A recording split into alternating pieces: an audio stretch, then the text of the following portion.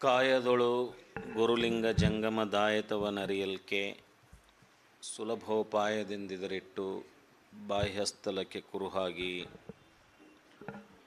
ದಾಯದೋರಿ ಸಮಸ್ತ ಭಕ್ತನಿ ಕಾಯುವನು ಪಾವನವ ಮಾಡಿದ ರಾಯಪೂರ್ವಾಚಾರ್ಯ ಸಂಗನ ಬಸವ ಶರಣಾರ್ಥಿ. ಪ್ರಾತಸ್ಮರಣೀಯರಾದಂಥ ಬಸವಾದಿ ಶಿವಶರಣರನ್ನು ನೆನೆದುಕೊಂಡು ಎಲ್ಲ ದಾರ್ಶನಿಕರಲ್ಲಿ ಭಕ್ತಿಯಿಂದ ವಂದಿಸಿ, ಬಸವ ಸಮಿತಿ ಮತ್ತು ಬಸವ ಕೇಂದ್ರ ಇದರ ಆಶ್ರಯದಲ್ಲಿ ನಡೀತಕ್ಕಂಥ ಈ ಕಾರ್ಯಕ್ರಮಕ್ಕೆ ಎಲ್ಲ ಅನುಭಾವಿಗಳು, ಹಿರಿಯರು, ಎರಡೂ ಸಂಘಟನೆಗಳ ಪದಾಧಿಕಾರಿಗಳು, ಇಲ್ಲಿ ನೆರೆದು ಬಂದಂಥ ಎಲ್ಲ ಗುರು ಹಿರಿಯರಲ್ಲಿ, ಯುವ ಮಿತ್ರರಲ್ಲಿ, ಆನ್ಲೈನ್ ಮೂಲಕ ವೀಕ್ಷಣೆ ಮಾಡ್ತಕ್ಕಂಥ ಎಲ್ಲ ಅನುಭಾವಿಗಳಲ್ಲಿ ನನ್ನ ಭಕ್ತಿಯ ಶರಣಾರ್ಥಿ. ಇವತ್ತು ಅವಿರಳ ಜ್ಞಾನಿ ಚನ್ನಬಸವಣ್ಣವರ ಜಯಂತಿ. ನಾಡೆಲ್ಲ ದೇಶವೆಲ್ಲ ಇದನ್ನು ಬೆಳಕಿನ ಹಬ್ಬ ಅಂತ ಆಚರಿಸ್ತಾ ಸಂದರ್ಭದಲ್ಲಿ ದೀಪಾವಳಿ, ಎಲ್ಲೆಡೆಯೂ ಬೆಳಕೇ ಬೆಳಕು. ಬೆಳಕು ಇದ್ದಾಗ ಕತ್ತಲು ತಾನೇ ದೂರ ಆಗುತ್ತೆ. ಅದರ ಸಂಕೇತ ಬದುಕಿನಲ್ಲಿ ನಾವು ಹೊಸ ಭರವಸೆಯೊಂದಿಗೆ ಹೊಸ ಬೆಳಕನ್ನು ಪಡೆದುಕೊಂಡು ನಾವು ನಮ್ಮ ಬದುಕನ್ನು ಮತ್ತೆ ಮತ್ತೆ ಪ್ರಾರಂಭಿಸ್ತಾ ಇರಬೇಕು ಅಂತಕ್ಕಂಥ ಸಂಕೇತ. ಬದುಕಿನಲ್ಲಿ ಸಾಕಷ್ಟು ಕಷ್ಟ, ನಷ್ಟ, ದುಃಖ, ದುಮ್ಮಾನ ಇವೆಲ್ಲವೂ ಇರ್ತವೆ. ಆದರೆ ಯಾವುದೇ ಒಂದು ವಿಷಯದಲ್ಲಿ ನಾವು ಈ ಒಂದು ಸಂದರ್ಭದಲ್ಲಿ ಕತ್ತಲನ್ನು ಹೋಗಲಾಡಿಸ್ಲಿಕ್ಕೆ ಹೇಗೆ ನಾವು ದೀಪದ ಬೆಳಕಿನ ಕಡೆ ಹೋಗ್ತೇವೋ, ಹಾಗೆ ಬದುಕಿನ ಅಜ್ಞಾನದ ಕತ್ತಲೆಯನ್ನು ಹೋಗಲಾಡಿಸ್ಲಿಕ್ಕೆ ಅನುಭಾವಿಗಳು ಕೊಟ್ಟಂಥ ಜ್ಞಾನದ ಬೆಳಕಿನ ಕಡೆ ನಾವು ಹೋಗಬೇಕಾಗುತ್ತೆ. ಅಂತಹ ಜ್ಞಾನದ ಪ್ರತಿರೂಪ ಆಗಿರ್ತಕ್ಕಂಥ ಅವಿರಳ ಜ್ಞಾನಿ ಪೂಜ್ಯ ಚನ್ನಬಸವಣ್ಣವರ ಜಯಂತಿ ಇವತ್ತು ಇರೋದರಿಂದ, ಅದು ದೀಪಾವಳಿ, ಅದು ಚನ್ನಬಸವಣ್ಣವರ ಜಯಂತಿ, ಅದು ಜ್ಞಾನದ ಹಬ್ಬ, ಅದು ಬೆಳಕಿನ ಹಬ್ಬ. ಎನ್ನ ಭಕ್ತಿ ಬಸವಣ್ಣನಲ್ಲಿ ಬಯಲಾಯಿತು, ಎನ್ನ ಜ್ಞಾನ ಚನ್ನಬಸವಣ್ಣನಲ್ಲಿ ಬಯಲಾಯಿತು, ಎನ್ನ ವೈರಾಗ್ಯ ಪ್ರಭುದೇವರಲ್ಲಿ ಬಯಲಾಗಿತ್ತು. ಭಕ್ತಿ, ಜ್ಞಾನ, ವೈರಾಗ್ಯದ ಪ್ರತಿರೂಪ ಆಗಿರ್ತಕ್ಕಂಥ ಬಸವಣ್ಣವರು, ಚನ್ನಬಸವಣ್ಣವರು ಪ್ರಭುದೇವರು. ಅವರನ್ನು ನೋಡಲಿಕ್ಕೆ 3 ಜನ ಆಗಿದ್ದರೂ ಕೂಡ ಮೂಲದಲ್ಲಿ ಒಂದೇ ಶಕ್ತಿ ಅಂತಕ್ಕಂಥ ಭಾವದೊಂದಿಗೆ ಭಕ್ತಿ, ಜ್ಞಾನ, ವೈರಾಗ್ಯದ ಸಂಗಮ ಅದು ಸಾಕಾರ ರೂಪದಲ್ಲಿ 12ನೇ ಶತಮಾನದಲ್ಲಿ ಒಂದೇ ಕಡೆ ಸೇರಿದ್ದು ಈ ಲೋಕದ, ಈ ಭಾಗ್ಯದ, ನಮ್ಮ ಬದುಕಿನ ಒಂದು ದೊಡ್ಡ ಭಾಗ್ಯ ಅಂತ ತಿಳ್ಕೊಂಡಿದೆ. ಅದು ಮೂಲದಲ್ಲಿ ಒಂದೇ ಶಕ್ತಿಯಾಗಿ ಭಕ್ತಿ ರೂಪ, ಜ್ಞಾನ ರೂಪ, ವೈರಾಗ್ಯ ರೂಪವಾಗಿ ಸಾಕಾರದಲ್ಲಿ 3 ಜನ ನಮ್ಮ ಕಣ್ಣು ಮುಂದೆ ಬಂದರು. ಅದಕ್ಕೆ ಹೇಳಿದರು ಶರಣರು, ಎನ್ನ ಭಕ್ತಿ ಬಸವಣ್ಣನಲ್ಲಿ ಬಯಲಾಯಿತು, ಎನ್ನ ಜ್ಞಾನ ಚನ್ನಬಸವಣ್ಣನಲ್ಲಿ ಬಯಲಾಗಿತ್ತು, ಎನ್ನ ವೈರಾಗ್ಯ ಪ್ರಭುದೇವರಲ್ಲಿ ಬಯಲಾಗಿ. ಅವರು ಒಂದೊಂದಕ್ಕೆ ಒಂದೊಂದು ರೂಪವಾಗಿ ನಿಂತಹ ಶರಣರು. ಆ ನಿಟ್ಟಿನಲ್ಲಿ ಇವತ್ತು ಆ ಎಲ್ಲ ಮಹಾನ್ ಶರಣರನ್ನು ಇವತ್ತಿನ ದಿವಸ ವಿಶೇಷವಾಗಿ ನೆನೆದುಕೊಂಡು ಬಸವಾದಿ ಶರಣರು ನಮ್ಮೆಲ್ಲರ ಬದುಕಿನಲ್ಲಿ ಒಂದು ಹೊಸ ಬೆಳಕನ್ನು, ಹೊಸ ದಾರಿಯನ್ನು, ಹೊಸ ಜ್ಞಾನವನ್ನು ಕೊಡುವಂತಾಗಲಿ ಅಂತಕ್ಕಂಥ ಆಶಯದೊಂದಿಗೆ ಇವತ್ತು ತಮ್ಮೆಲ್ಲರಿಗೂ ಮತ್ತೊಮ್ಮೆ ಚನ್ನಬಸವಣ್ಣವರ ಜಯಂತಿಯ ಶುಭಾಶಯಗಳನ್ನು ಹೇಳ್ತಾ, ನಾವು ಇಲ್ಲಿ ಪ್ರಭುದೇವರ ಅನಿಮಿಷ ದೇವರ ದರ್ಶನದ ಒಂದು ಪ್ರಸಂಗದಲ್ಲಿ ನಾವು ಹಿಂದಿನ ವಾರ ನಿಂತಿದ್ವಿ. ಪ್ರಭುದೇವರ ದರ್ಶನದ ಒಂದು ಸಂಗತಿ ಅಥವಾ ಪ್ರಸಂಗ ಅದು ಯಾರ ಮುಖಾಂತರ ಆಯಿತು ಅಂತಕ್ಕಂಥದ್ದನ್ನು ಸ್ವಲ್ಪ ಸ್ಥೂಲವಾಗಿ ನಾವು ಹಿಂದಿನ ಸಂಚಿಕೆಯಲ್ಲಿ ನೋಡ್ಕೊಂಡು ಬಂದ್ವಿ. ಗೊಗ್ಗಯ್ಯನವರ ಭೇಟಿ, ಅವರಿಗೆ ತನು ಎಂಬ ತೋಂಟವನ್ನು ಯಾವ ರೀತಿ ಮಾಡಬೇಕು ಅಂತಕ್ಕಂಥ ಬೋಧನೆ ಆದ ನಂತರ ಅಲ್ಲಿ ಗೊಗ್ಗಯ್ಯನವರ ಮುಖಾಂತರನೇ ಅನಿಮಿಷ ದೇವರು, ಅನಿಮಿಷ ಯೋಗಿಗಳು ಯೋಗದಲ್ಲಿ ಮಗ್ನರಾಗಿರ್ತಕ್ಕಂಥ, ಯೋಗದಲ್ಲಿ ಪರವಶರಾದಂಥ ಸ್ಥಿತಿಯಲ್ಲಿ ಪ್ರಭುದೇವರಿಗೆ ಅವರ ದರ್ಶನವನ್ನು ಮಾಡಿಸ್ತಾರೆ. ಈ ಪ್ರಸಂಗಕ್ಕೆ ಬಂದು ನಾವು ನಿಂತಿದ್ವಿ. ಅದು ಎಲ್ಲ ಇತಿಹಾಸವನ್ನು ನೋಡ್ಕೊಂಡು ಬಂದೆವು. ಅನಿಮಿಷ ದೇವರ ಇತಿಹಾಸವನ್ನು ನಾವು ವಸುದೇಶ ಮಹಾರಾಜರು ಹೇಗೆ ಅನಿಮಿಷ ಯೋಗಿಗಳಾದ್ರಂತಕ್ಕಂಥ ವಿಚಾರವನ್ನು ನಾವು ನೋಡ್ಕೊಂಡು ಬಂದ್ವಿ. ಶಿರಾಳಕೊಪ್ಪದ ಸಮೀಪ ಇರ್ತಕ್ಕಂಥ ಮಾಳಗೊಂಡನ ಕೊಪ್ಪ ಅಂತಕ್ಕಂಥ ಒಂದು ಸ್ಥಳದಲ್ಲಿ ಇವತ್ತಿಯೂ ಅವರ ಗದ್ದಿಗೆ ಆ ಒಂದು ಜಾಗದಲ್ಲಿ ಇದೆ ಅಂತಕ್ಕಂಥದ್ದನ್ನು ನಾವು ಚಿಂತನೆ ಮಾಡ್ತಾ 2 ವಚನಗಳನ್ನು ನಾವು ಸುಮ್ಮನೆ ನೋಡ್ಕೊಂಡು ಬಂದ್ವಿ. ಅನಿಮಿಷ ಯೋಗಿಗಳ ದರ್ಶನ ಅವ್ರನ್ನ ಕಂಡಾಕ್ಷಣಕ್ಕೇ ಅವರೇನು ಆ ಯೋಗದ ಗುಹೆಯಲ್ಲಿ ಯೋಗ ಸಾಧನೆ ಮಾಡ್ತಕ್ಕಂಥ ಕೂತಿದ್ರು, ಈ ಲೋಕದ ಪರಿವೆಯಲ್ಲಿ ಅವರು ಇರಲಿಲ್ಲ. ಅವರು ಪರವಶದ ಸ್ಥಿತಿಯಲ್ಲಿದ್ದರು. ಆ ಪರವಶದ ಸ್ಥಿತಿಯಲ್ಲಿದ್ದಂತಹ ಅನಿಮಿಷ ದೇವರನ್ನು ಅಗೋ ಇಲ್ಲೊಬ್ಬರು ಯೋಗಿಗಳಿದ್ದಾರೆ, ಇವ್ರನ್ನ ನೋಡ್ರಿ ನೀವು ಅಂತಕ್ಕಂಥ ಒಂದು ಸಂಗತಿಯನ್ನು ಅವರು ತಿಳಿಸ್ತಾರೆ. ಆವಾಗ ಪ್ರಭುದೇವರಿಗೆ ಅವರನ್ನು ನೋಡಿದಾಕ್ಷಣಕ್ಕೇ ಅವರ ಅಂತರಾಳದಲ್ಲಿ ಬಂದಂಥ 2 ವಚನಗಳನ್ನು ನಾನು ಹಿಂದಿನ ವಾರ ಓದಿದ್ದೆ. ಅರಸುವ ಬಳ್ಳಿ ಕಾಲ ಸುತ್ತಿತೆಂಬಂತೆ. ಏನೋ ಹುಡ್ಕೊಂತ ಹೋಗ್ತಿರ್ತೇವೆ, ಸಿಗುತ್ತೋ ಎಲ್ಲೋ ಆತಂಕದಲ್ಲಿರ್ತೇವೆ. ಇನ್ನೂ ಯಾವಾಗ ಸಿಗುತ್ತೋ ಏನೋ ಅನ್ನೋ ಸರ್ಟನ್ಟಿ ಇರೋಂಗಿಲ್ಲ.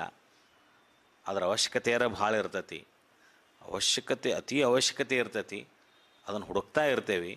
ಎಲ್ಲಿರುತ್ತೋ ಏನೋ ಗೊತ್ತಿಲ್ಲ, ಏನೋ ಇಲ್ಲದ ಸುಮ್ಮನೆ ಅನಿಶ್ಚಿತತೆಯಿಂದ ಹುಡುಕೊಂತ ಹೋಗೋ ಸಂದರ್ಭದಲ್ಲಿ ನಮಗೆ ಅನಿರೀಕ್ಷಿತವಾಗಿ ಸಿಗೋದು. ಅನಿಶ್ಚಿತತೆ ಇದ್ದಾಗ ಅದು ಅನಿರೀಕ್ಷಿತವಾಗಿ ಅತಿ ಸರಳವಾಗಿ ಸಿಕ್ಕಾಗ ನಮಗೆ ಆಗ್ತಕ್ಕಂಥ ಆನಂದ ಅಷ್ಟಿಷ್ಟಲ್ಲ. ಆ ಆನಂದದ ರೂಪವಾಗಿ ಹೊರಬಂದಂಥ ಈ ವಚನ, ಅರಸುವ ಬಳ್ಳಿ. ನಾನೇನನ್ನು ಹುಡುಕ್ತಾ ಹೊಂಟಿದ್ನೋ, ನಾನೇನನ್ನೋ ನೋಡ್ತಾ ಹೊಂಟಿದ್ನೋ, ನಾನು ನನ್ನ ಗುರುವನ್ನು ಹುಡ್ಕೊತ ಹೊಂಟಿದ್ದೆ. ನನ್ನ ಗುರು ಎಲ್ಲಿದ್ದಾನೋ ಅಂತಕ್ಕಂಥದ್ದು. ಆದರೆ ಇವರು ನೋಡಿದ ಕ್ಷಣಕ್ಕೆ ಇವರೇ ನನ್ನ ಗುರು ಅಂತಕ್ಕಂಥ ಭಾವ ಅಂತರಂಗದಲ್ಲಿ ಬಂದಾಗ ನಿಶ್ಚಯಿಸ್ತಾರೆ ಅವರು, ಇವರೇ ನನ್ನ ಗುರು. ನಿಶ್ಚಯ ಮಾಡಿಕೊಂಡು ಈ ಮಾತುಗಳನ್ನು ಹೇಳ್ತಾರೆ.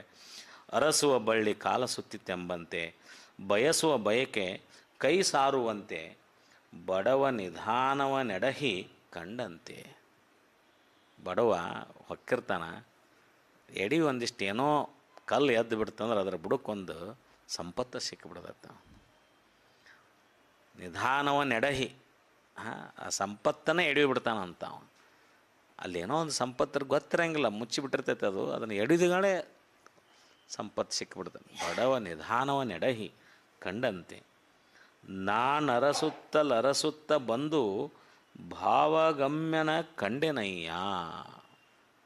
ಗಮನ, ಭಾವಗಮ್ಯ, ಗಮನಕ್ಕೆ ಬರಲಾರದ್ದು ಅಂಥದ್ದನ್ನು ನಾನು ಕಂಡೆ.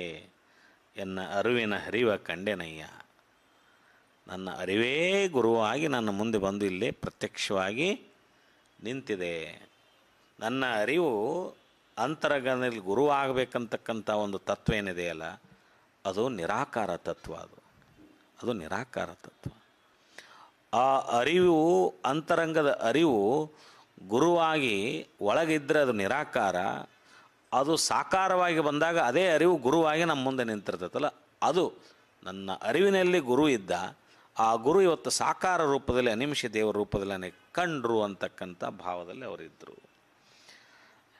ಎನ್ನ ಒಳಹೊರಗೆ ಸರ್ವಾಂಗ ಪರಮ ಪ್ರಕಾಶದೊಳು, ಎನ್ನ ಒಳಹೊರಗೆ, ಎನ್ನ ಒಳಹೊರಗೆ ಅಂತರಂಗ ಮತ್ತು ಬಹಿರಂಗದಲ್ಲಿ ಪರಮ ಪ್ರಕಾಶದೊಳು ಬೆಳಗುವ ಜ್ಯೋತಿ ಕಂಡೆ. ಬೆಳಗುವ ಜ್ಯೋತಿ ಕಂಡೆ. ಒಳಗೂ ಬೆಳಕು, ಹೊರಗೂ ಬೆಳಕು. ಒಳಗೂ ಬೆಳಕು, ಹೊರಗೂ ಬೆಳಕು. ಎಲ್ಲೆಲ್ಲಿಯೂ ಬೆಳಕೆ. ಕತ್ತಲನ್ನೋದೇ ಇಲ್ಲ. ಕತ್ತಲರಹಿತವಾಗಿರ್ತಕ್ಕಂಥ ಒಳಹೊರಗೂ ಒಂದಾದ ತನುಶುದ್ಧರಾದವರ ಎನಗೊಮ್ಮೆ ತೋರ ಅಂತ ಅಕ್ಕಮಹಾದೇವಿಯವ್ರ ತಾಯಿಯವ್ರು ಹೇಳ್ತಾರಲ್ಲ, ಒಳಹೊರಗೊಂದಾದವರ ಎನಗೊಮ್ಮೆ ತೋರ ಅಂತಾರಲ್ಲ. ಹಾಗೆ ಭಾಳ ದುರ್ಲಭ ಅಂತ ಗುರು ಸಿಗೋದು ನಮಗೆ. ಭಾಳ ಏನಾಗ ಒಮ್ಮೆ ತೋರ ಒಂದು ಸಾರೆ ಕತ್ತಲೆಯ ಮೆಟ್ಟಿ ತಳಬೆಳಗಾಗಿ ನೋಡಿ ಇವೆಲ್ಲ ಇದ್ದಂತಹ ಶರಣರನ್ನ ನನಗೆ ಒಮ್ಮೆರ ತೋರಿಸು ಅಂತಕ್ಕಂಥ ಬೇಡಿಕೆ ಏನೈತಲ್ಲ ಶರಣರದು, ಅದೇ ಬೇಡಿಕೆ ಪ್ರಭುದೇವ್ರದ್ದು ಇತ್ತು. ಅವಾಗ ಇವ್ರನ್ನ ಕಂಡುಬಿಟ್ರು. ಅವರು ಕಂಡಾಗ ಎನ್ನ ಒಳ ಹೊರಗೆ ಸರ್ವಾಂಗ ಪ್ರಕಾಶ ಪರಮ ಪ್ರಕಾಶದಳು ಬೆಳಗುವ ಜ್ಯೋತಿ ಕಂಡೆ ನೋಡ, ಕುರುಹಳಿದ ಕರಸ್ಥಲದ ನಿಬ್ಬೆರಗಿನ ನೋಟದ ಎನ್ನ ಪರಮ ಗುರು. ನಿಶ್ಚಯ ಮಾಡಿಬಿಟ್ರು ಅವರು, ಇವರೇ ನನ್ನ ಪರಮ ಗುರು ಅಂತಕ್ಕಂಥ ನಿಶ್ಚಯ ಮಾಡಿ ಎನ್ನ ಪರಮ ಗುರುವಂ ಕಂಡು ಬದುಕಿದೆ ಕಾಣ ಗುಹೇಶ್ವರ. ಅಂದರೆ ಹೆಂಗೆ, ಯಾವ ಮನೋಸ್ಥಿತಿಯಲ್ಲಿ ಅವ್ರು ಹೊರಟಿರ್ಬೋದು ಆ ದಾರಿಯಲ್ಲಿ. ಆಹಾ ನಾ ಬದುಕಿದೆ, ಏನಾದರೂ ನಮಗೆ ಸಿಕ್ಕಾಗ, ಏನಾದರೂ ನಮಗೆ ಹುಡುಕೊಂತ ಹೋಗಿದ್ದು ಸಿಕ್ಕಾಗ, ಅದು ಸಿಗದೇ ಇದ್ರೆ ನನ್ನ ಬದುಕು ಹೆಂಗಪ್ಪ ಅಂತ ಪ್ರಶ್ನೆ ಹಾಕ್ಕೊಂಡು ಹೋಗಿರ್ತೇವೆ. ಅದು ಸಿಕ್ಕಿಬಿಡ್ತಂದ್ರೆ ಬದುಕಿದೆ ಅಪ್ಪನ ಅಂತೇವಲ್ಲ. ಆ ಉದ್ಗಾರವನ್ನು ಅನಿಮಿಷ ದೇವರನ್ನು ಕಂಡ ತಕ್ಷಣವೇ ಪ್ರಭುದೇವರು ಮಾಡುವಂಥ ಒಂದು ವಚನ. ಎರಡನೇ ವಚನ, ಈತನೇ ನನಗೆ ಗುರು ಅಂತ ನಿಶ್ಚಯ ಮಾಡಿಕೊಂಡ್ರು. ಇಂತು ಅನಿಮಿಷ ದೇವರಂ ಕಂಡು ಈತನೇ ಗುರು ನಾನೇ ಶಿಷ್ಯನೆಂದು, ಇವರೇ ನನ್ನ ಗುರುಗಳು, ನಾನೇ ಇವರ ಶಿಷ್ಯ ಎಂದು ಈ ಶ್ರೀ ಗುರುವಿನ ಚರಣವಿಡಿದು, ಇಂತಹ ಗುರುವಿನ ಪಾದ ಹಿಡಿದು ಅತೀತವಾದ ಪರವಸ್ತುವೆ ನರೆದೆಪೆನೆಂದು ನಿಶ್ಚಯಿಸಿ, ಇವರೇ ನನ್ನ ಗುರುಗಳು, ಇವರ ಪಾದ ಪದ್ಮಗಳಲ್ಲಿ ನಮಸ್ಕರಿಸಿ ಅತೀತವಾದ ಪರವಸ್ತುವ ನರಿದಪೆನೆಂದು, ಅದೇನು ಅತೀತವಾದ ಪರವಸ್ತು ಏನೈತಲ್ಲ, ನಿಖಲಲಿಂಗದ ಪರವಸ್ತು ಏನೈತಲ್ಲ, ಆ ಪರವಸ್ತುವನ್ನೇ ನಾನು ಪಡ್ಕೊಂಡೆ ಅಂತ ನಿಶ್ಚಯಿಸಿದ ಪ್ರಸ್ತಾವದ ವಚನ. ಮುಂದೆ ಹೇಳ್ತಾರೆ ಅವರು ಏನಂತ, ಕಂಡುದ ಹಿಡಿಯಲೊಲ್ಲದೆ ಕಾಣುದದ ಹಿಡಿದೇನೆಂಬ. ಅಷ್ಟು ಅದಕ್ಕಿಂತ ಮುಂಚೆನೇ ಇನ್ನೊಂದು ವಚನ ಹೇಳಿದರು ಅವರು, ಪುಣ್ಯವುಳ್ಳ ಕಾಲಕ್ಕೆ ಪಾಷಾಣ ಪರುಷವಪ್ಪುದು. ನಮ್ಮ ಪುಣ್ಯದ ಫಲ ಇತ್ತು ಅಂದ್ರೆ ಪಾಷಾಣ ಪರುಷವಪ್ಪುದು ಅಂತ, ಕಲ್ಲು ಪರುಷ ಆಗಿಬಿಡ್ತೈತೆ ಅಂತ. ಒಮ್ಮೆ ಮಾಕಿರ್ತೈತೆ ನಮಗೆ, ಏನೋ ಸಂದರ್ಭಗಳು ತಾನೇ ಕೂಡಿ ಬರ್ತಿರ್ತಾವೆ ನಮಗೆ, ಏನೋ ಯೋಗ ಅಂತಿರ್ತೇವೆ ನಾವು. ಪುಣ್ಯವುಳ್ಳ ಕಾಲಕ್ಕೆ ಪಾಷಾಣ ಪರುಷ ಒಪ್ಪುದು ನೋಡಯ್ಯ. ಪರುಷ ಅಂದರೆ ಅದು ಭಾಳ ಅದ್ಭುತವಾಗಿರ್ತಕ್ಕಂಥದ್ದು. ಆ ಪರುಷದ ಒಂದು ಗುಣ ಏನಂತಂದರೆ, ತನ್ನ ಸಮೀಪ ಬಂದಂತಹ ಎಲ್ಲ ಲೋಹಗಳನ್ನು ಅದು ಚಿನ್ನವನ್ನಾಗಿಸುವಂಥ ಶಕ್ತಿಯನ್ನು ಪಡೆದಂಥದ್ದು ಪರುಷ. ವೇದಾಗಮಗಳಲ್ಲಿ, ಸಂಸ್ಕೃತ ಶಾಸ್ತ್ರಗಳಲ್ಲಿ ಗುರು ಅಂದರೆ ಯಾರು ಅಂತ ವ್ಯಾಖ್ಯಾನ ಮಾಡುವಾಗ ಗುರು ಪರುಷ ಇದ್ದಂತೆ ಅಂತ ಹೇಳ್ತಾರೆ. ಗುರು ಪರುಷ ಇದ್ದಂತೆ. ಯಾಕಂದರೆ ಗುರುವಿನ ಸಮ್ಮುಖದಲ್ಲಿ, ಗುರುವಿನ ಸಂಪರ್ಕ ಬಂದಂಥ ಶಿಷ್ಯ ತನ್ನ ಮೂಲ ಅವಲೋಹದ ಗುಣ ಏನೈತೆ ಅಂದರೆ, ಅದು ನೋಡ್ರಿ ಹೆಂಗೈತಿ, ಯಾವುದೋ ಲೋಹ ಆಗಿರ್ತಾನೆ, ಕಬ್ಬಣ ಆಗಿರ್ತಾನೆ ಅಂತ ತಿಳ್ಕೊರಿ, ತಾಮ್ರ ಆಗಿರ್ತಾನೆ ಅಂತ ತಿಳ್ಕೊಳ್ರಿ, ಇನ್ನೊಂದು ಏನೋ ಆಗಿರ್ತ, ಲೋಹಗಳದಾವು, ಬೆಳ್ಳೆ ಕೊನೆಗೆ ಬಂದು ಬೆಳ್ಳೆ ಆಗಿದ್ದಾನೆ ಅಂತೇಳಿ, ಯಾವುದೇ ಲೋಹಗಳಿದ್ದರೂ ಕೂಡ ಅದು ಪರುಷಕ್ಕೆ ಸ್ಪರ್ಶ ಆದ ತಕ್ಷಣವೇ ಅದು ಕಬ್ಬಣದಿದ್ದು ಬಂಗಾರ ಆಗುತ್ತೆ, ತಾಮ್ರದಿದ್ದು ಬಂಗಾರ ಆಗುತ್ತೆ, ಹಿತ್ತಾಳಿದಿದ್ದು ಬಂಗಾರ ಆಗುತ್ತೆ, ಬೆಳ್ಳಿದಿದ್ದು ಬಂಗಾರ ಆಗುತ್ತೆ. ಅಂದರೆ ಗುರು ಅಷ್ಟು ಶ್ರೇಷ್ಠ ಅಂದದನ್ನು ವ್ಯಾಖ್ಯಾನಿಸ್ತಾರೆ, ಗುರುವನ್ನು ಆ ರೀತಿ ಹೋಲಿಸ್ತಾರೆ. ಆದರೆ ಶರಣರು ಇನ್ನೊಂದು ಹೆಜ್ಜೆ ಮುಂದೆ ಹೋಗಿ ಹೇಳ್ತಾರೆ, ಪರುಷ ಅದು ಲೋಹವನ್ನು ಪರುಷವನ್ನಾಗಿ ಮಾಡೋದಿಲ್ಲ. ಅದು ಪರುಷ ಲೋಹವನ್ನು ಚಿನ್ನವನ್ನಾಗಿ ಮಾಡ್ತೈತಿ. ಆದರೆ ಪರುಷ ಅದು ತನ್ನಂತೆ ಮಾಡಿಕೊಳ್ಳೋದಿಲ್ಲ, ಅದು ಇನ್ನೊಂದು ಪರುಷವನ್ನು ಮಾಡೋದಿಲ್ಲ ಅದು. ಆದರೆ ಗುರು, ಶರಣ ಪರಂಪರೆಯಲ್ಲಿ ಗುರು ತನ್ನ ಶಿಷ್ಯನನ್ನು ಗುರುವನ್ನಾಗಿ ಮಾಡ್ತಾನೆ ಅಂತಕ್ಕಂಥ ಬಹಳ ದೊಡ್ಡ ಮಾತಿದು. ಪರುಷ ಮುಟ್ಟಿ ಪರುಷ ಆಗ್ತಕ್ಕಂಥದ್ದು. ಇಲ್ಲೇನು ಹೇಳ್ತಾರೆ ನೋಡ್ರಿ, ಇಲ್ಲೇನಿದೆ ಅಂದರೆ, ಪುಣ್ಯ ಉಳ್ಳ ಕಾಲಕ್ಕೆ ಪಾಷಾಣ ಪರುಷ ಒಪ್ಪದು ನೋಡಯ್ಯ. ಲೋಹ ಅಲ್ಲ, ಲೋಹ ಪರುಷದ ಗುಣ ಏನೈತಂದ್ರೆ ಲೋಹವನ್ನು ಚಿನ್ನ ಮಾಡೋದು. ಬಟ್ ಇಲ್ಲಿ ಭಾಳ ತದ್ವಿರುದ್ಧ ಐತಿ. ಇಲ್ಲಿ ಇದು ಲೋಹನೂ ಅಲ್ಲಿದು, ಕಲ್ಲಿದು, ಶಿಲೆ. ಪಾಷಾಣ ಅಂದರೆ ಶಿಲೆ. ಶಿಲೆಯನ್ನು ಚಿನ್ನ ಮಾಡೋದಿಲ್ಲ, ಶಿಲೆ ಹೋಗಿ ಏಕದಮ್ ಪರುಷ ಆಗ್ತದೆ ಅಂತ ವಿಚಾರ ಮಾಡಿ. ಎಷ್ಟು ಅದ್ಭುತವಾಗಿರ್ತಕ್ಕಂಥದ್ದು. ಶಿಲೆ ಪರುಷ ಆಗ್ತಕ್ಕಂಥದ್ದು, ಕಲ್ಲು ಪರುಷ ಆಗ್ತಕ್ಕಂಥದ್ದು, ಕಲ್ಲು ಪರುಷ ಆಗ್ತಕ್ಕಂಥದ್ದು. ಪುಣ್ಯವುಳ್ಳ ಕಾಲಕ್ಕೆ ಪಾಷಾಣ ಪರುಷ ಒಪ್ಪುದು ನೋಡಯ್ಯ, ಮಣ್ಣು ಹೊನ್ನಪ್ಪುದು. ಮಣ್ಣಂತ ನಾವೇನು ತಿಳ್ಕೊಂಡೇವಲ್ಲ, ಅದು ಚಿನ್ನ ಆಗಿಬಿಡದತಿ ಅಂತ. ಮುನ್ನವೇ ಅಚ್ಚೊತ್ತಿದ ಭಾಗ್ಯವೆನ್ನ ಕಣ್ಣ ಮುಂದೆ ಕಾಣ ಬಂದಿತ್ತು. ನನ್ನ ಕಣ್ಣು ಮುಂದೆ ಎಂಥ ಭಾಗ್ಯ ನನ್ನ ಕಣ್ಣು ಮುಂದೆ ಬಂದೈತಿ. ಇದು ನಾ ಹಿಡಿದಿದ್ದು ಮಣ್ಣಲ್ಲ, ಇದು ಸಾಕ್ಷಾತ್ ಚಿನ್ನ ಆಯಿತು. ನಾ ಹಿಡಿದಿದ್ದು ಕಲ್ಲಲ್ಲಿದು ಸಾಕ್ಷಾತ್ ಪರುಷ ಆಯಿತು. ಹಂಗೆ ನನಗೆ ಭಾವ ಬರ್ತಾ ಇದೆ ಈ ಗುರುವನ್ನು ನೋಡಿ, ಅನಿಮಿಷ ದೇವರನ್ನು ನೋಡಿ ಅಂತಕ್ಕಂಥ ಉದ್ಘಾರದ ಎರಡು ವಚನಗಳನ್ನು ಇಲ್ಲಿ ನಾವು ಕಳೆದ ವಾರ ನೋಡಿಕೊಂಡಿದ್ವಿ. ಇಷ್ಟು ನೋಡಿ ಆದಮೇಲೆ ಅವರು ಉದ್ಗಾರ ತೆಗೆದಾದಮೇಲೆ